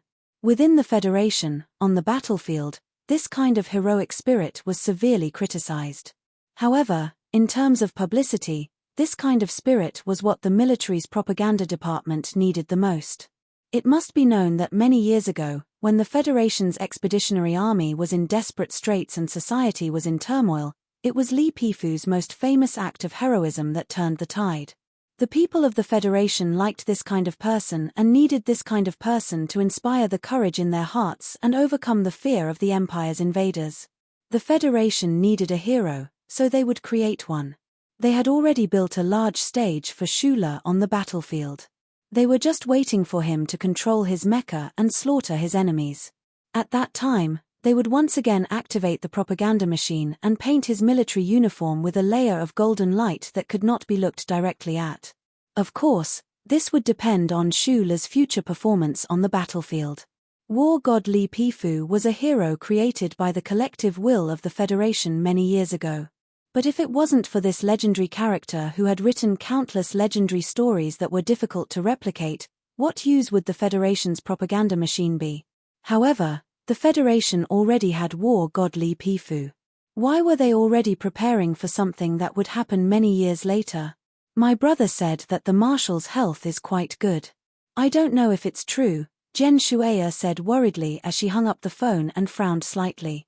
She was worried about the same thing as Shula, so she no longer referred to the war god as old man. War god Li Pifu's health condition was definitely the most important matter in the Federation. It was also the highest level of secret. Although they were the descendants of that old man, they could not be completely sure. 197 Federation Standard Hours later, the light warship left the core star region of the West Forest region. Under the protection of a Federation fleet, it quietly entered the Huaming corridor. After flying in space for a period of time, they could see a planet with an extremely strange color appear above the porthole. This planet was of average size. Because of the tilt angle, the planet's surface received extremely uneven sunlight. They could clearly see that 1/3 of the surface of the northern hemisphere was covered in ice and snow, while 2/3 of the lower hemisphere was green and blue. It was very beautiful. Every 3,000 years, this planet will automatically correct its tilt angle. The snow and ice in the northern hemisphere will melt in large amounts and rush into the low-lying areas in the southern hemisphere, bringing the most spectacular and terrifying ice flow. Bai Yulon stood beside Shula and explained softly, the early developers of the Federation paid an extremely heavy price in order to establish an administrative region on this planet. At that time, Commander Zhong of the Westwoods region asked the people who developed the planet to ignore the ice flow. So this most remote administrative planet of the Federation was named 5460. Shula narrowed his eyes and looked at the planet. Although his eyes were sharp, he still could not see the Empire's warship on the other side of the planet. However, he knew that the Empire's people were there. The Empire's expeditionary force had established a base in the northern hemisphere of 5460, and the location of Jen Shueya's victory concert was in the southern hemisphere. He narrowed his eyes and looked at the lonely planet in space. He suddenly said, "It wasn't until I got the details of the plan that I found out that the Empire's expeditionary force still occupied the 3 administrative planets in the Westwoods region." He turned to look at Bai Yulon and asked, "When I was young, I watched the news on TV. I only knew that the Federal Army was invincible and that the Empire's people were defeated. I thought that these beasts had been driven to the mineral planets where it was difficult to survive. Why didn't the Federation ever mention these things?" Bai Yulon explained softly, "This is necessary for publicity. As long as the military is not determined to take back the 3 administrative planets occupied by the Empire, they will deliberately downplay this fact. When the Empire's expeditionary force attacked, most of the residents had already evacuated, and the 3 star systems, including 5460, were too remote. It was easy to forget. What about the Federation's news media? Most of the people evacuated, which means that there must be some people left on those planets. Our compatriots fell under the iron hooves of the Empire's people. After so many years, did no one think of rescuing them?" Shula's furrowed brows were full of shock and doubt. Bai Yulon replied, "This is the desolate edge of the universe. It is the outermost area of the Federation's colonization and development. It is not very valuable. The most important thing is that without the close protection of the military, the reporters cannot enter the front lines. I can roughly understand. If the news media agitates too much, and the military is not prepared, they will be kidnapped by public opinion and launch a counterattack. It is very likely to destroy the entire plan, but it feels a little strange." Shula slowly lowered his head and looked at the white, green, and blue tricolored planets that were getting closer and closer. He said, in order to bypass the Gary Corridor and the Night Scorpion Nebula, the Empire did not hesitate to spend 7 years on long-distance space travel to launch a magnificent expedition. But this is the Federation. We have the glory of the Charter. How can they still survive? 6 years and 9 months. Bai Yulon reported a time that all the Federation's soldiers remembered. The Empire Expeditionary Force needs 6 years and 9 months to leave the mainland and reach the West Woods. In the decades after the First Space War, the successive emperors of the Empire sent 7.3 million soldiers to invade the West Woods. This is equivalent to 2/3 of the Federation's total number of soldiers at the same time. In the face of such powerful invaders, the Federation and the glory of the Charter made them pay a heavy price. Now, there are at most 700,000 people left, and they are scattered across 3 galaxies. Speaking of the glory of the Charter, the first thing any Empire soldier has to do when invading a Federation planet is to destroy all the aircrafts and official electronic devices of the Federation in the controlled area of the planet.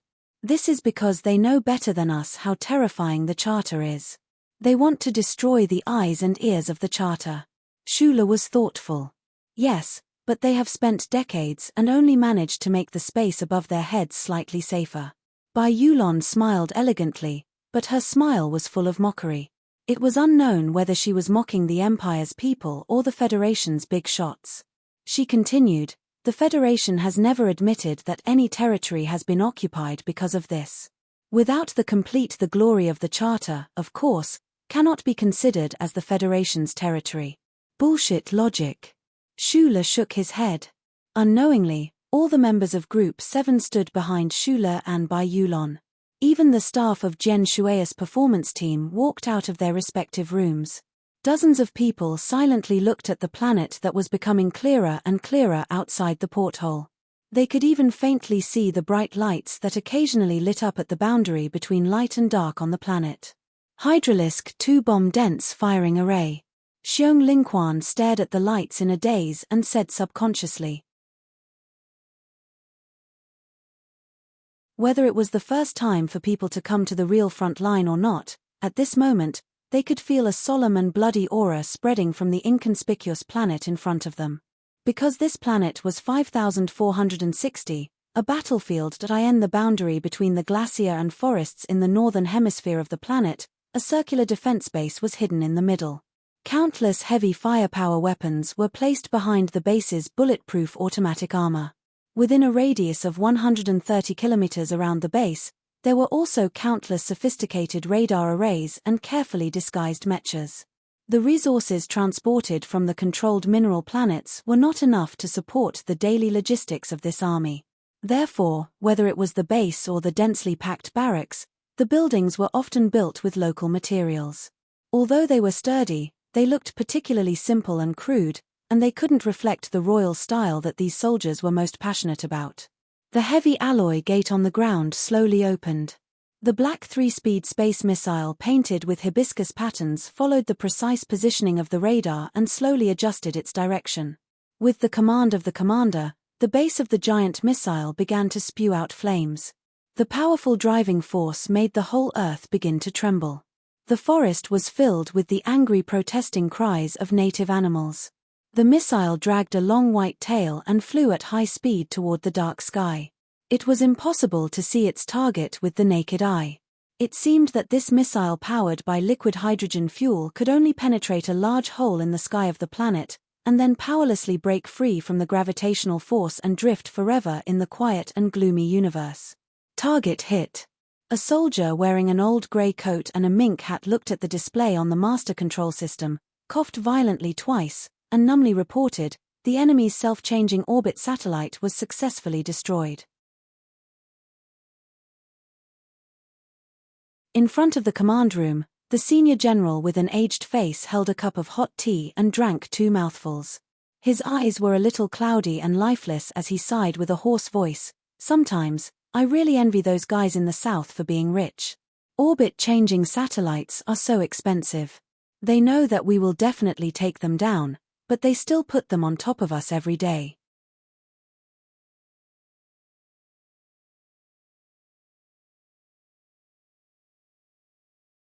Chapter 398. The officers were originally silent and indifferent, but when they heard the words His Majesty, it was as if they were struck by an electric current. With a whoosh, all of them stood up and performed a military salute in unison, shouting loudly, "Long live His Majesty." His voice echoed in the empty command room and did not disappear for a long time. The officers, who had been tortured by years of war and homesickness, were about to go crazy. Even if they were not really excited, in front of their colleagues, their faces were still red. It seemed that if they did not do this, they would not be able to show their fanatical loyalty to His Majesty. Unfortunately, one of the officers could not hold back his coughing, and the continuous coughing slightly diluted the fanaticism in the room. "Norman, if you're sick, just rest. Those things will naturally be taken care of by the ground forces. If it really doesn't work, those few pitiful warships in space can still chase after them." After the officers sat down, the old general looked gently at the coughing officer and said this.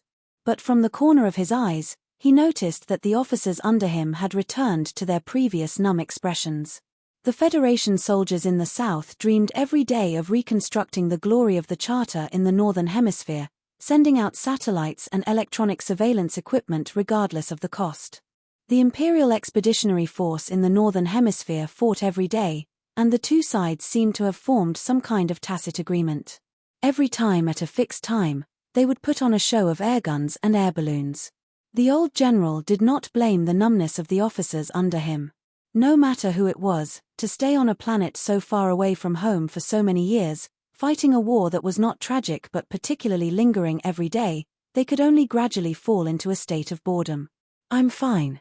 The officer called Norman had the most common surname in the Empire. He coughed twice, walked in front of the old general, and said, "General, the clearing of the forest today is a little slow. Should we send out the backup Mecha battalion? To prevent the Federation from reconstructing the glory of the Charter, other than the spacecrafts and satellites in space, what was more troublesome for the Imperial Expeditionary Force was the small automatic electronic surveillance equipment that the enemy used the large transport aircraft to spread in the forest. Although they could find and destroy these annoying little things through frequency detection, there were too many of them. 3 mecha squadrons were needed to clear them out every day. Do as you see fit. If we don't clean up, we won't be able to sleep peacefully." The old general smiled gently.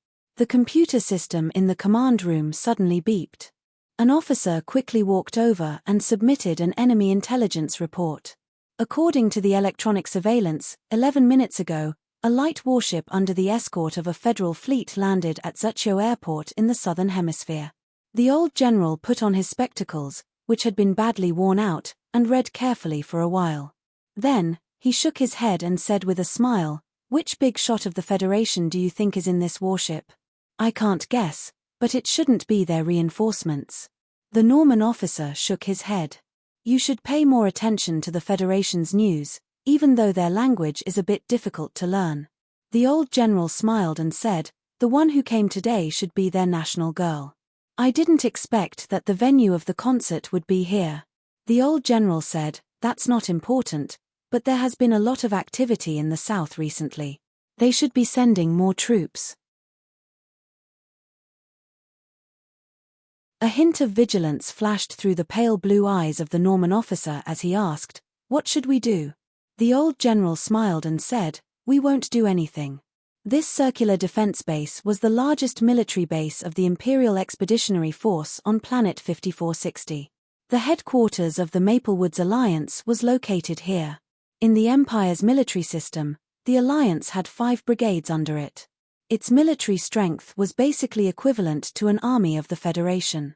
As for special wartime equipment like the Expeditionary Force, it had more people. The old general who had just walked out of the command room and was walking toward the edge of the forest with the accompaniment of an orderly was none other than the commander of the Imperial Expeditionary Force's Maplewoods Alliance, Lieutenant General Ambley. This was the northern hemisphere of the planet, close to the glacier that had only slightly melted once every 3,000 years. Although the base was at the edge of the forest, it was still cold, and most of the trees were coniferous. It had snowed last night, making it extremely difficult to walk. Ambley refused the help of the orderlies and walked with great difficulty, one step at a time. As one of the most important military leaders of the Imperial Expeditionary Force, he knew very well that the Federation was preparing for a major operation. In the past few months, the frequency of warships taking off and landing in the Southern Federation base was clearly much higher than before. However, this general was as stable as a snowy mountain and did not intend to do anything. With the current situation of the Expeditionary Force, he could not do anything.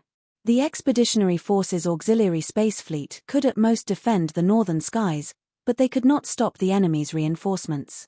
In fact, if it were not for the fact that the Federation was already lacking in crystal resources, this old general really could not imagine how many days his lone army could last under the continuous bombardment of the Federal fleet's main cannons. The Empire had been sparing no expense in its huge financial and material resources to bypass the Night Scorpion Nebula and send an endless stream of soldiers and weapons to the front line of the West Woods. However, the old general knew in his heart that the Empire's interstellar transportation capacity had long been squeezed to the limit. If the domestic production capacity could still support such a costly expedition, then the interstellar transportation, which was already behind the Federation to begin with, was on the verge of collapse.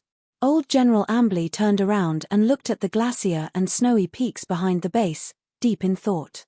Since the first day the Imperial Expeditionary Force occupied Planet 5460, the four commanders of the Maple Forest Alliance had been continuously digging into the glacier, seeking strategic space and survival space.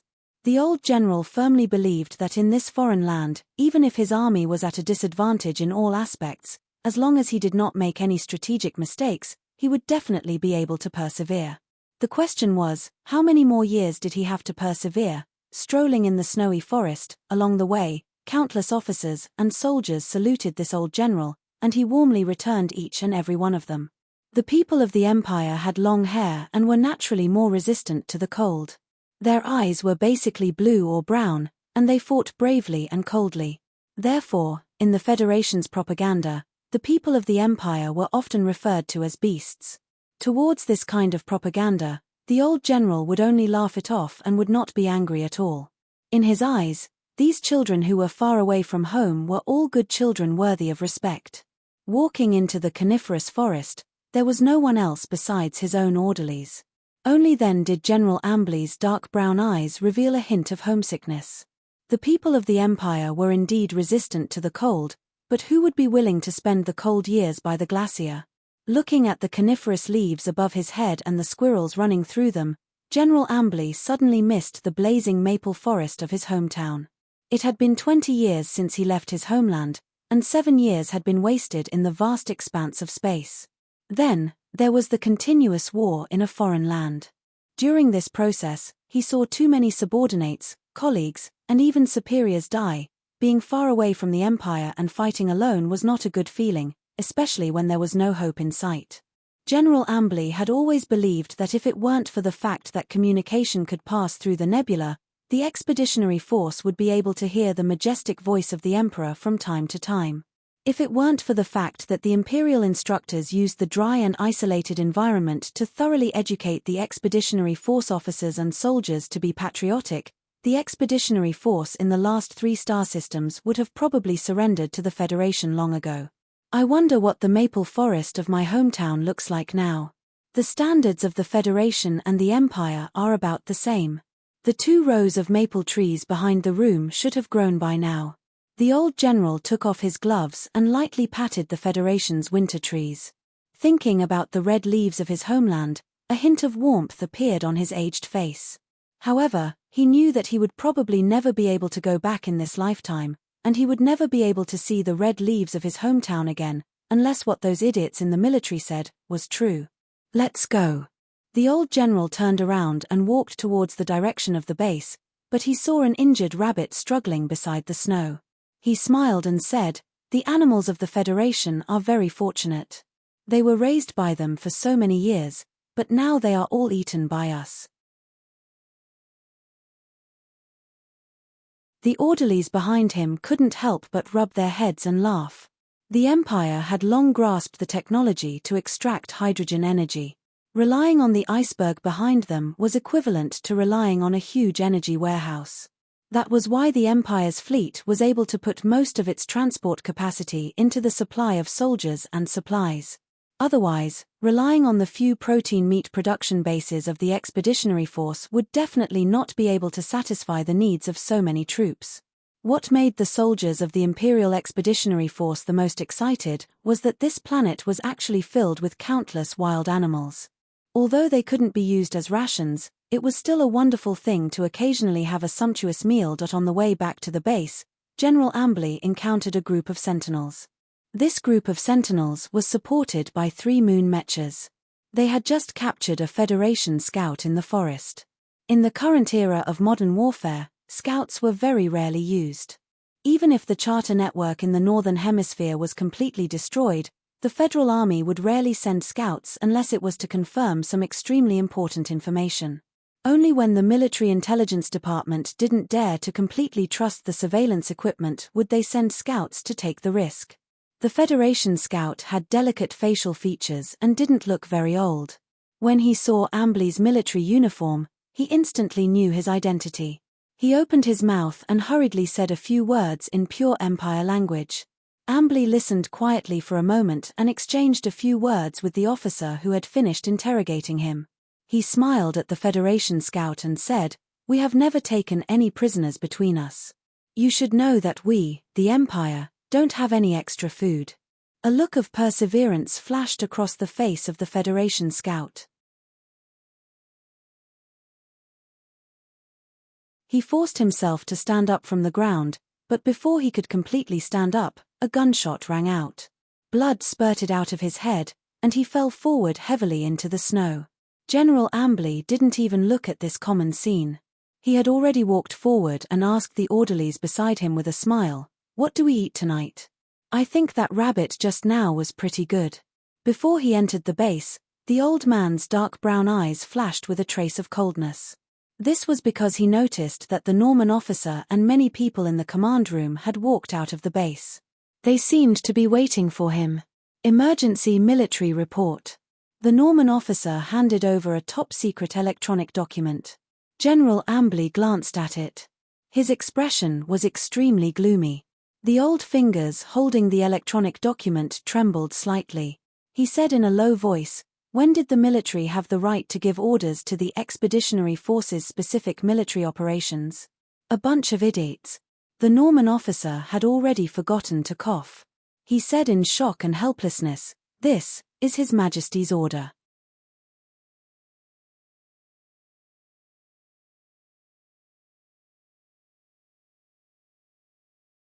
Chapter 399.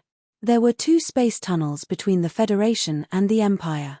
They were located at the outer edge of the Night Scorpion Nebula and the Gary Corridor. Many years ago, when the Federation was increasing its efforts to develop the Westwoods, the Bureau of Proclamation accidentally discovered these 2 warp holes. After a long period of calculation by the central computer, people deduced that the exits of these 2 warp holes should be in the left sky galaxy. For the Federation, which was expanding its territory step by step in an orderly manner, the left sky galaxy was a distant and unfamiliar world. Even with the most advanced exploration spaceship of the Federation, it would take a full 4 years to reach that place. In fact, countless exploration spaceships had been launched by humans to that world, but all of them eventually disappeared without a trace. They had never returned any useful information. This vast sea of stars was filled with countless dangers. The process of humans conquering the universe seemed to be magnificent, but in reality, the number of galaxies that they could come into contact with was still pitifully small. At this time, when they suddenly discovered that they could reach the distant left sky galaxy through these 2 space tunnels, the entire Federation fell into an uproar. Relying on the amazing computing power of the Federal Central Computer, countless generations of space scientists of the Federal Academy of Science had spent hundreds of years to successfully calculate all the data of these 2 space tunnels. The annihilation curvature of the 3-dimensional warp and the turbulent period of the violent cosmic ray turbulence in the tunnels were all mapped out. With this precious data of the space tunnels, in addition to the countless years of experience the Federation had in using the warp holes, a fleet that carried the ambition of the Federation to explore the universe slowly entered the space tunnels under the protection of the Army. Then, the Federation was shocked to discover that at the other end of the tunnel, the left sky galaxy, which they thought to be barren, already had a civilization that had developed to its current level. That civilization did not welcome their arrival and was extremely warlike and brutal. Since the first dangerous contact in the last few years of the 36 constitutional calendar, the Federation had firmly controlled the control of the space channel between the Night Scorpion Nebula and the Gary Corridor. Before the Imperium could calculate the data of the space channel, it could never organize a large invasion fleet to break through the Night Scorpion Nebula, which was full of stars and gravitational fields, and the Gary Corridor, which was full of violent ray turbulence. Therefore, the expedition army sent by the violent Imperium could only detour around the Night Scorpion Nebula and spend 7 years and a lot of energy before they could reach the West Woods at the border of the Federation. The reason why the Federation was able to remain stable in the face of the Empire's barbaric and violent invasion was because of the glory of the Charter, which was spread throughout the universe where the Federation was located. The 2 space passages under their control played an important role. The creator of the universe was a very mysterious existence. Any large fleet that tried to force its way through the shortcuts it created before grasping the rules it left behind would cause the sky to change color and space to become turbulent. However, this universe did not seem to have much interest in those lowly existences it disdained. The space storm caused by any aircraft that entered the space channel was directly proportional to the mass of the aircraft. Although the Imperium was still unable to send an army to break through the space channel, in the past few decades, many brave Imperial Royal Mecha warriors rode simple and crude small spaceships, like ants, quietly and even humbly passed through the space channel under the watchful eyes of the creator of the universe. This was an extremely dangerous attempt.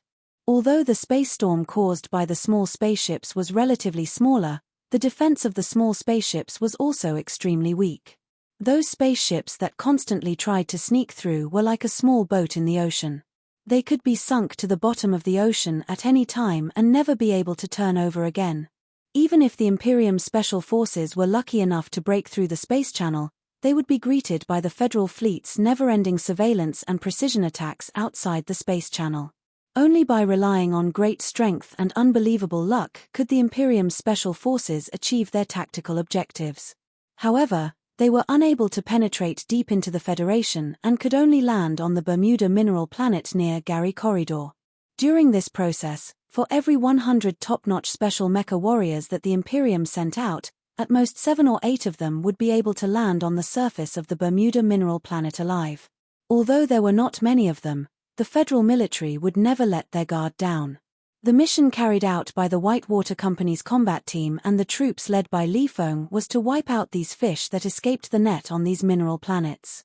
The problem was that these Imperium soldiers who survived the space storm and the pursuit of the Federal fleet usually possessed extremely terrifying individual strength. They were not easy to deal with. The survival rate of big fish, small fish, and shrimps ultimately depended on the size and density of the holes in the fishing net that the fishermen weaved. The 2 torsional voids, the Night Scorpion Nebula and the Gary Corridor, strictly put the simple philosophical proposition into practice. They allowed the information fragments that wandered between mass and energy to pass through their body freely without reacting at all. That was why the Imperium was able to remotely control the lone expeditionary army outside of 7 years. Although the transmission of military intelligence between the 2 was difficult, it had never been cut off. In fact, in the center of the highly centralized civilization in the outer left star sector, in the tallest building in the capital of planet Tianjing, there was a person who could even watch the Federation's television news. Of course, compared to the transmission of information with a purpose, this kind of reverse information reception was much more difficult. Although the signals of images and sounds were not destroyed in the turbulence of the space channel, they had become extremely weak. To reassemble such weak signals and send them through the information accelerator to travel through the universe where even light felt distant, the Imperium had expended a large amount of resources and energy. Therefore, other than the Imperial Military Department and the Royal Intelligence Bureau, which were responsible for monitoring the movements of the Federation, only one person among the countless ministers and citizens in the vast Imperium could watch these news programs. In the center of the Empire's Tianjing planet, There was a majestic plaza in the center of countless wide high-grade roads. However, compared to the endless ancient buildings behind it, this plaza seemed ordinary and small. This building complex was the imperial palace of the Imperium. For tens of thousands of years, this imperial palace had enjoyed the worship of countless planets in the left star sector.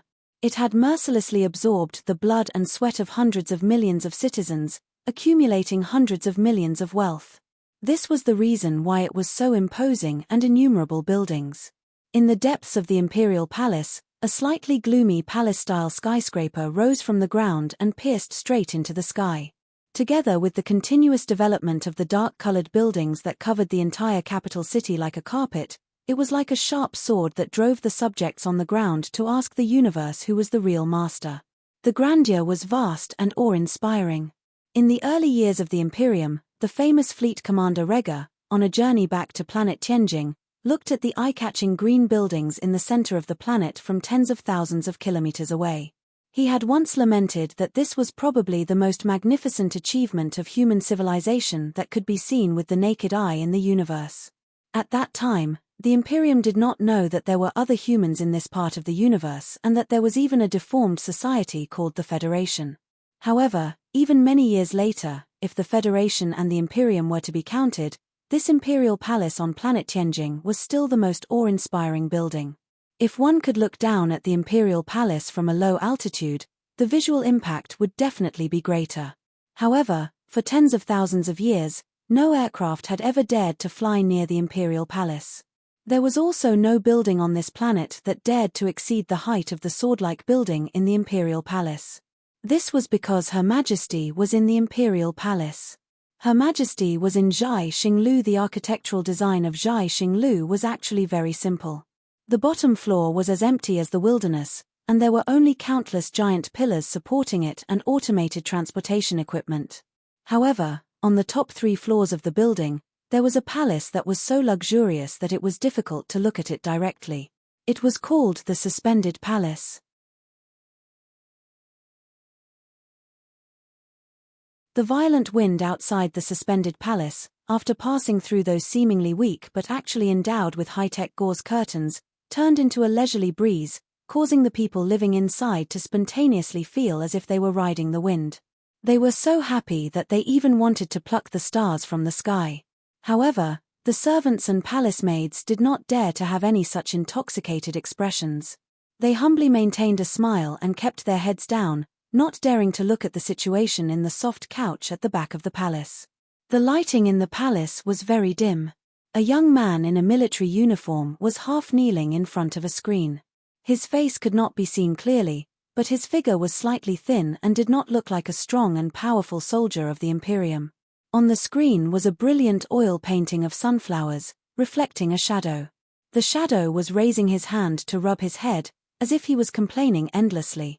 The group of trash of the news inspection department, in fact, they should watch more of the Federation's programs. This was a middle-aged man wearing a large robe. His voice was calm and ordinary, and there was nothing special about it. However, when it fell into the ears of people, it made people feel unusually cold and frightened. The young soldier in front of the screen lowered his head and said in a clear voice, "Understood." The middle-aged man sat on the couch and did not turn his head. Just the back of his figure gave off a suffocating feeling of oppression. He looked at the news conference on the screen and looked at the cute little girl with purple hair. He was silent, as if he wanted to find some memories from her eyes, and he also wanted to find some stories from the bracelet on her hand. His slender fingers stroked the harp beside him, and the low sound of the harp came from behind the screen again, immediately disturbing the sound of the harp. "Why, Kausha?" The young soldier in front of the screen answered in a clear voice, "Yes. Go and tell that useless uncle of yours. If he insists on letting your even more useless uncle carry out that useless mission, then let him be. I can't be bothered with him." The voice behind the screen said indifferently, "Let Amberry and those guys who are vacationing in a foreign land take back the bracelet on this girl's hand. Capture her, or kill her." The young soldier in front of the screen stiffened slightly. He lowered his head and said, I've already applied to follow the previous mission in secret. Although the risk is high, I've been there once and still came back alive. I believe in your ability. The middle-aged man behind the screen said sadly, it's a pity that my dear brother will never come back. Prince De Lin will definitely be immortal. The soldier named Hui Kaosha replied softly. Among all his uncles, only the one who had died in the Federation and whom he had never seen before was worthy of respect. Yes, eat, the man behind the screen ordered. Hui Kaosha's body stiffened again. He stood up with some difficulty, walked behind the screen, and picked up a thorn. He lowered his head and stood behind the middle-aged man. A servant had already placed the food on the table. The middle-aged man raised his chopsticks. Hui Kaosha viciously whipped the thorn in his hand, the thorn fell, and a bloody wound appeared on the middle-aged man's back. Your Majesty, have you forgotten about the revenge of killing your father? He grunted in pain, gripped his chopsticks tightly, and replied coldly, I haven't forgotten. Another thorn viciously whipped down. Your Majesty, have you forgotten about your brother who left home when he was young? No. Slap. Your Majesty, have you forgotten about the bloodline of the royal family? No. A clear voice of reproach sounded in the tallest palace of the Empire's imperial palace. The sound of the thorn hitting the body and the painful reply came one after another from behind the screen.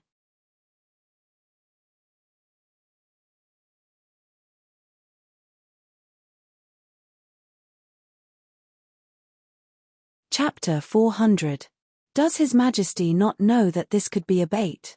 The young officer walked along the path covered with an expensive alpaca blanket and walked out of Zhaixing Tower. He didn't turn back to look at the awe-inspiring Zhaixing Hall. His heart carried a trace of indescribable doubt and uneasiness. Hui Kaosha. It was said that when His Majesty was naming him, he happened to read a line of poetry. Nostalgia is a line of scribbled poetry. For some reason, His Majesty was deeply moved. From then on, this name had followed him as he grew up day by day. Compared to other Empire soldiers, Hui Kaosha was on the shorter side. His body was slightly thin, but he didn't feel weak. His military uniform didn't have epaulets to indicate his rank, but the close-fitting cut of his slender body fully displayed the lines of strength hidden in each step he took. Although Hui Kaosha didn't know why the Federation was so certain that the nation's maiden could move His Majesty so much, he naturally couldn't be sure that this was a trap. However, his military intuition cultivated on the battlefield still made him feel a strong sense of unease. But so what if it was a bait? His Majesty didn't care at all.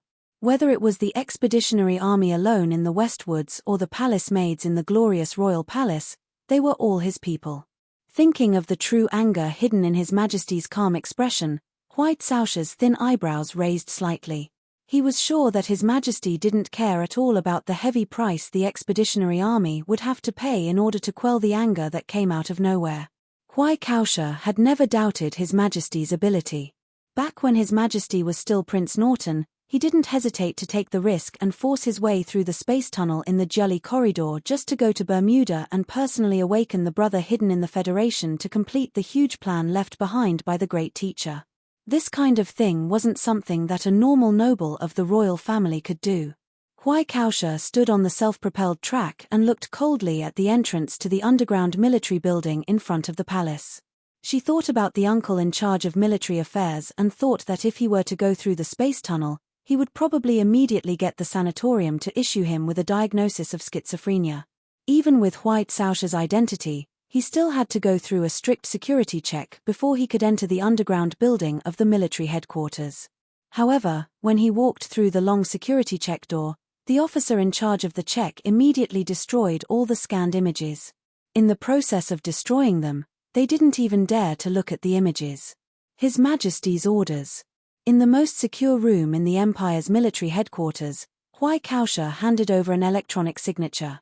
She looked at Prince Bo Wu behind the office desk and said in a deep voice, "Also, His Majesty said that if that guy who only knows how to whip the warriors to vent his anger wants to carry out his first transmigration mission, he can go as he pleases.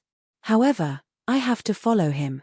Prince Bo Wu was the brother of the Emperor and had been in charge of the military headquarters for more than 10 years. As the most powerful military minister of the Empire, He looked at the young officer in front of the desk without any arrogance on his face. He even deliberately explained in a gentle tone. You also know that although some of the data of the space tunnel has been deciphered, it is still too little. Kaiden is indeed reckless and competitive, but he has a lot of experience in leading troops. He is more suitable to carry out this kind of first transmigration mission. Also, if you are injured, how can I explain it to His Majesty? But he is also His Majesty's brother and my uncle. Although I insist that transmigration in such a short period of time won't help the situation at the front line, since the military headquarters insisted, I have to follow. I can't just watch him get killed by the Federation's soldiers. After saying this, Hui Kaosha coldly saluted and turned to leave. After Hui Kaosha left, Prince Bo Wu was in a daze behind his luxurious desk for a long time before he woke up.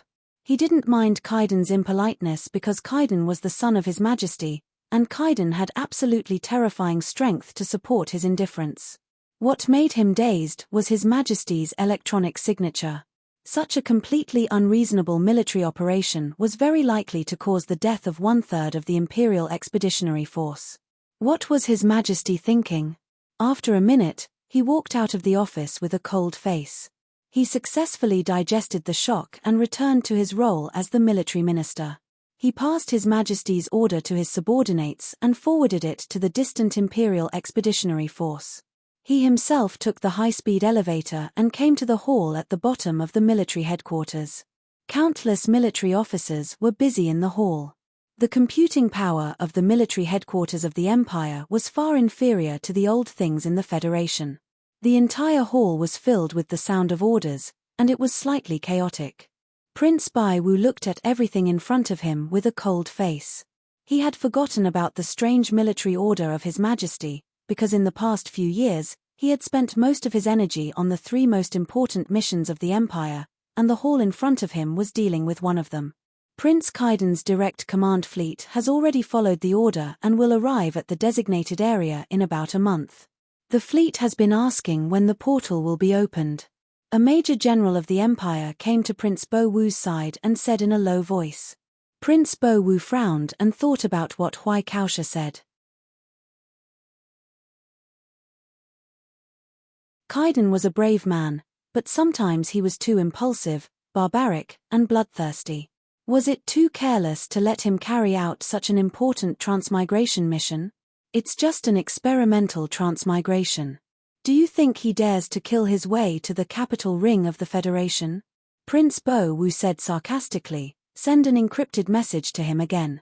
We can only calculate the data curve of the portal within 7 days. If he is really so happy in the Federation star system that he forgets to go home, then he will be captured by the Federation. The Major General nodded. Prince Bo Wu looked at the busy military officers in the hall with a cold face and felt the pressure and majesty that made him very happy.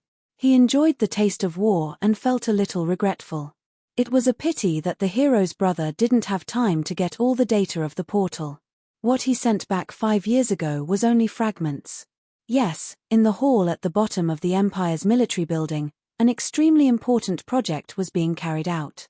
Countless scientists were involved in it, trying to study the data of the portal according to the relevant data that Macklin sent back to the Empire a few years ago. Unfortunately, until today, the biggest progress they made was to calculate the activity pattern of the 2 portals filled with storms in a short period of time. Once the fleet entered the portal, it would cause a large disturbance to the environment of the portal, and the data model would enter an irreversible range. More importantly, they didn't know if the Federation had the ability to affect the portal. It looks good, but it doesn't have a decisive effect on this war. Prince Bo Wu thought angrily. Other than the critical 7 days, the research of the military scientists couldn't break through the upper limit of quality. In other words, even if the research was successful, the Empire could only send a medium-sized fleet through the portal again and again. That was equivalent to letting the Federation eat away at their own strength. One day, we will attack the home of these invaders. Prince Bo Wu opened his mouth slightly and said coldly. At this time, the Major General beside him received a phone call. A hint of excitement appeared in the Major General's eyes. He looked up and said to Prince Bo Wu, Your Royal Highness, regarding this experimental transmigration, maybe, we have a very good hunting target. Back in the office, Prince Bo Wu looked at the report that was jointly obtained by the military and the Royal Intelligence Agency. His face showed a hint of disbelief. He said in a deep voice, "The key is the source. I never thought that the military and the Royal Intelligence Agency would be able to get information from the Federation." The head of the Royal Intelligence Agency rubbed his hands excitedly and answered quickly, "The information came from Bermuda. It was a direct contact. The source is a hero. His physiological markers have been confirmed. There is absolutely no problem." Hero? This was a great name that was used so much that it was tiresome. But Prince Bo Wu's eyes lit up. Because the Empire's Hero Project was the seed project in the eyes of the Federation government, Prince Bo Wu narrowed his eyes and said sternly, "It has been many years since he was awakened. Especially when the Federation recently discovered this project. How did he awaken on his own? His Majesty once gave Prince During an awakening list. There are not many heroes on the list. Most of them have been identified and arrested by the Federation Bureau of Proclamation. But he is the one who hides the deepest." The head of the Royal Intelligence Agency explained, "The most important reason is that he works in the military's intelligence department. This is very helpful for him to hide himself. No wonder he was able to know the top-secret schedule of the federal military." Prince Bai Wu said, "Verify the intelligence. If it's correct, let him continue to lurk. Other than the few people on Master Fan's call list, he's probably our only compatriot in the Federation. A mere supply fleet is not worth his sacrifice." Prince Bo Wu coldly looked at the high-ranking officers in the room. His dark brown eyes flashed with a hint of cruelty. He said in a deep voice, "Let him know the top-secret schedule of the federal military as soon as possible." The high-ranking officers in the room were shocked. They did not understand what he meant. Only the Major General who accompanied Prince Bo Wu to inspect the hall at the bottom level thought of something. Let County King Carlton's fleet slow down. Postpone the test of crossing the space tunnel indefinitely. Prince Bo Wu stood up and said coldly, "In order to give the Federation a surprise gift, we have to make sure that when the first fleet passes through the space tunnel, we will cause them unbearable losses." The officers in the room slowly came to their senses. The head of the Royal Intelligence Agency asked with a trembling voice, "The target of the surprise attack? Who should we target? If Li Pifu is going to the Westwoods, that would be the best. But that old guy only knows how to hide at home like a turtle," Prince Bo Wu said coldly. "Other than him, there is only the tiger in the Westwoods. The Empire's research on the space tunnel could only allow a mid-sized fleet to make a round trip in 7 days. Unless they wanted to give up on that fleet." Just like what Prince Bo Wu said before, this kind of result looked good in the war between the two forces, but in reality, it had no strategic significance. But everything was changed because of that seed. If they knew the top-secret schedule of the federal military, 7 days, a mid-sized fleet, seemed to be able to complete a bloody surprise attack that the Federation would never expect.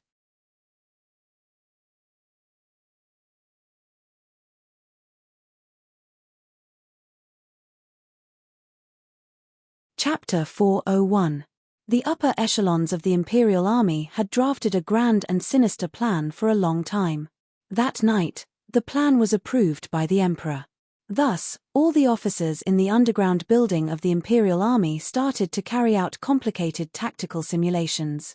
They had to make sure that this bloody surprise attack was flawless, even if it was just a possibility.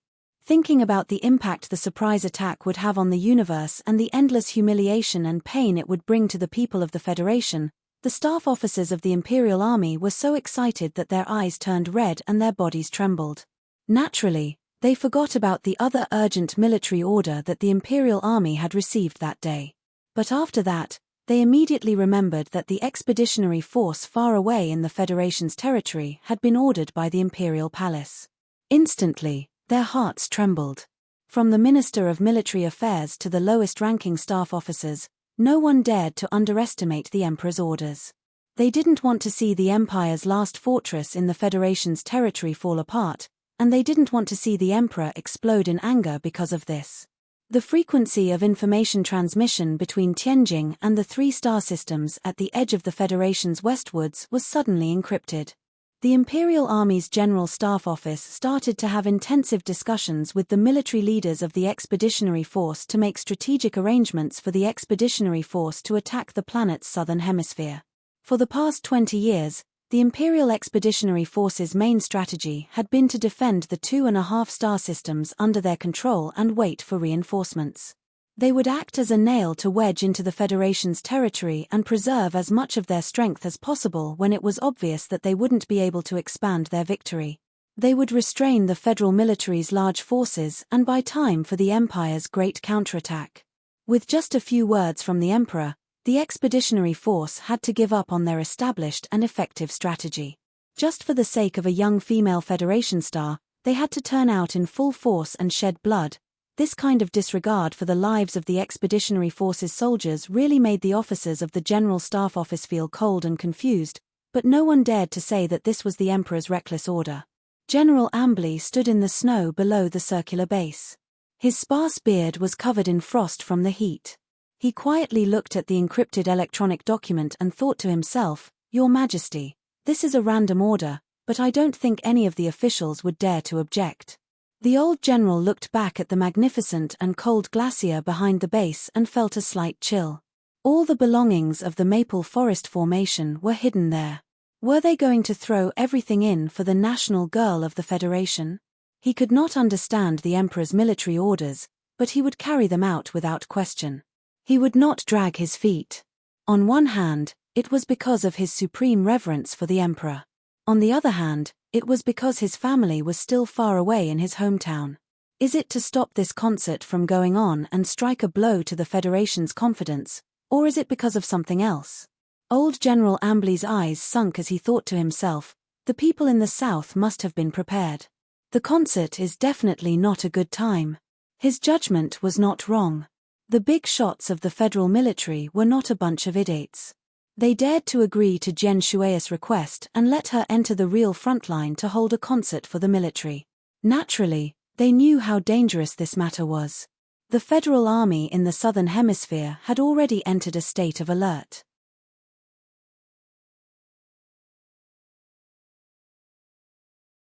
What was even more frightening was that the Federation's medium-sized fleet had been patrolling in space, coldly suppressing the planet's firepower line.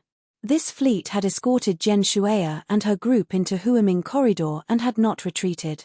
Other than angering the Federation, what good is it for the Empire to pay such a high price to kill that young female celebrity?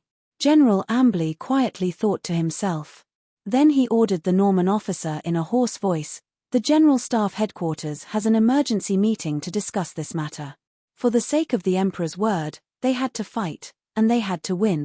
At the very least, General Ambly was very sure that this was definitely not a trap set by the Federation. General Ambly believed that his counterparts in the federal military had been retarded, naive, and stupid decades ago. However, after so many years of war, and Li Pifu had brought up an entire generation of outstanding generals, the current federal military staff would not use such petty and childish methods. More importantly, even he, who had been on the battlefield for many years, could not think of any benefits for his Maple Forest alliance to go to the south to hunt down that young female celebrity. This proved that no matter how much Jian Shuai was doted on by the Federation, she was still just a celebrity. She had no strategic value and was not qualified to be bait on the battlefield. This was a very simple logical inference. Since there was no reason for her to be bait, the theory of a trap was naturally not valid. The people in the south have been continuously increasing their troops in the past few months. They should be preparing for something big. This concert may be the publicity for this big move. General Ambly held his teacup like an ordinary old man. He slowly said to his subordinates in a hoarse voice, "Since we are going to fight, of course we can't just focus on that celebrity. We have to win, and we have to beat their momentum." The old general slowly raised his head. His somewhat cloudy eyes suddenly lit up. He swept his gaze across the faces of the officers in the room one by one. In a deep voice, he said, "The orders from the military are only to kill or capture the target, but I think the Maple Forest Alliance can do more." The officers in the command room saw the sudden brilliance in the old man's face. They quickly stood up and saluted. Since they were going to attack with all their strength, it was not worth it to just complete the mission given by the Emperor. The Imperial Expeditionary Force would definitely not be satisfied with this. They wanted to take advantage of the situation and vent their resentment and hatred for the Federation for many years. This did not violate the orders of the military. In fact, perhaps their comrades in the distant homeland also hoped that they would have such courage and courage. General Ambley slowly stood up and placed his teacup on the table. He looked at his subordinates who were standing upright and said, "The General Staff Headquarters will draft the battle plan as soon as possible. The Alliance will mobilize. I only have one request. The battle plan must be reported quickly. In the cruel interweaving battle on the planet's surface, the Empire and the Federal Army had long known each other's depth. General Ambley's request for quickly was exceptionally accurate and pointed out the main point of this attack. Although the southern side of the planet still had the Federation's electronic surveillance network, this planet was once completely occupied by the Imperial Expeditionary Force. No one knew how many nodes set up by the Bureau of Proclamation many years ago had been destroyed. The Federation had only reclaimed the southern hemisphere for a dozen years. It was impossible to restore the glory of the Charter in such a short period of time. This was where the Imperial Expeditionary Force's confidence came from. As long as they were fast enough and entered the battlefield at the right time, the Expeditionary Force was confident that they could openly suppress the people in the south and catch them off guard. Even if the broken charter could see them, they would not be able to mobilize troops in time to respond. It was like the thunderstorm night in the southern hemisphere during summer. Lightning flashed in the night sky like snakes. You knew that after the flash of light, there would be a rumble of thunder, but you could not react at all. You could only watch, wait, and slowly cover your ears. 40 minutes later, under the control of the Imperial Expeditionary Force in the Northern Hemisphere of 5,460, 17 mountain-style military airfields were activated at the same time.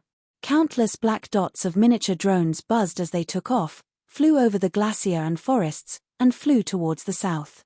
The Moonwolf Group, which was the best at long-distance raids, began to overcharge. The electronic troops under the command of the Expeditionary Army could not avoid the monitoring of the radiance of the Charter, but they used methods that had been hidden all along.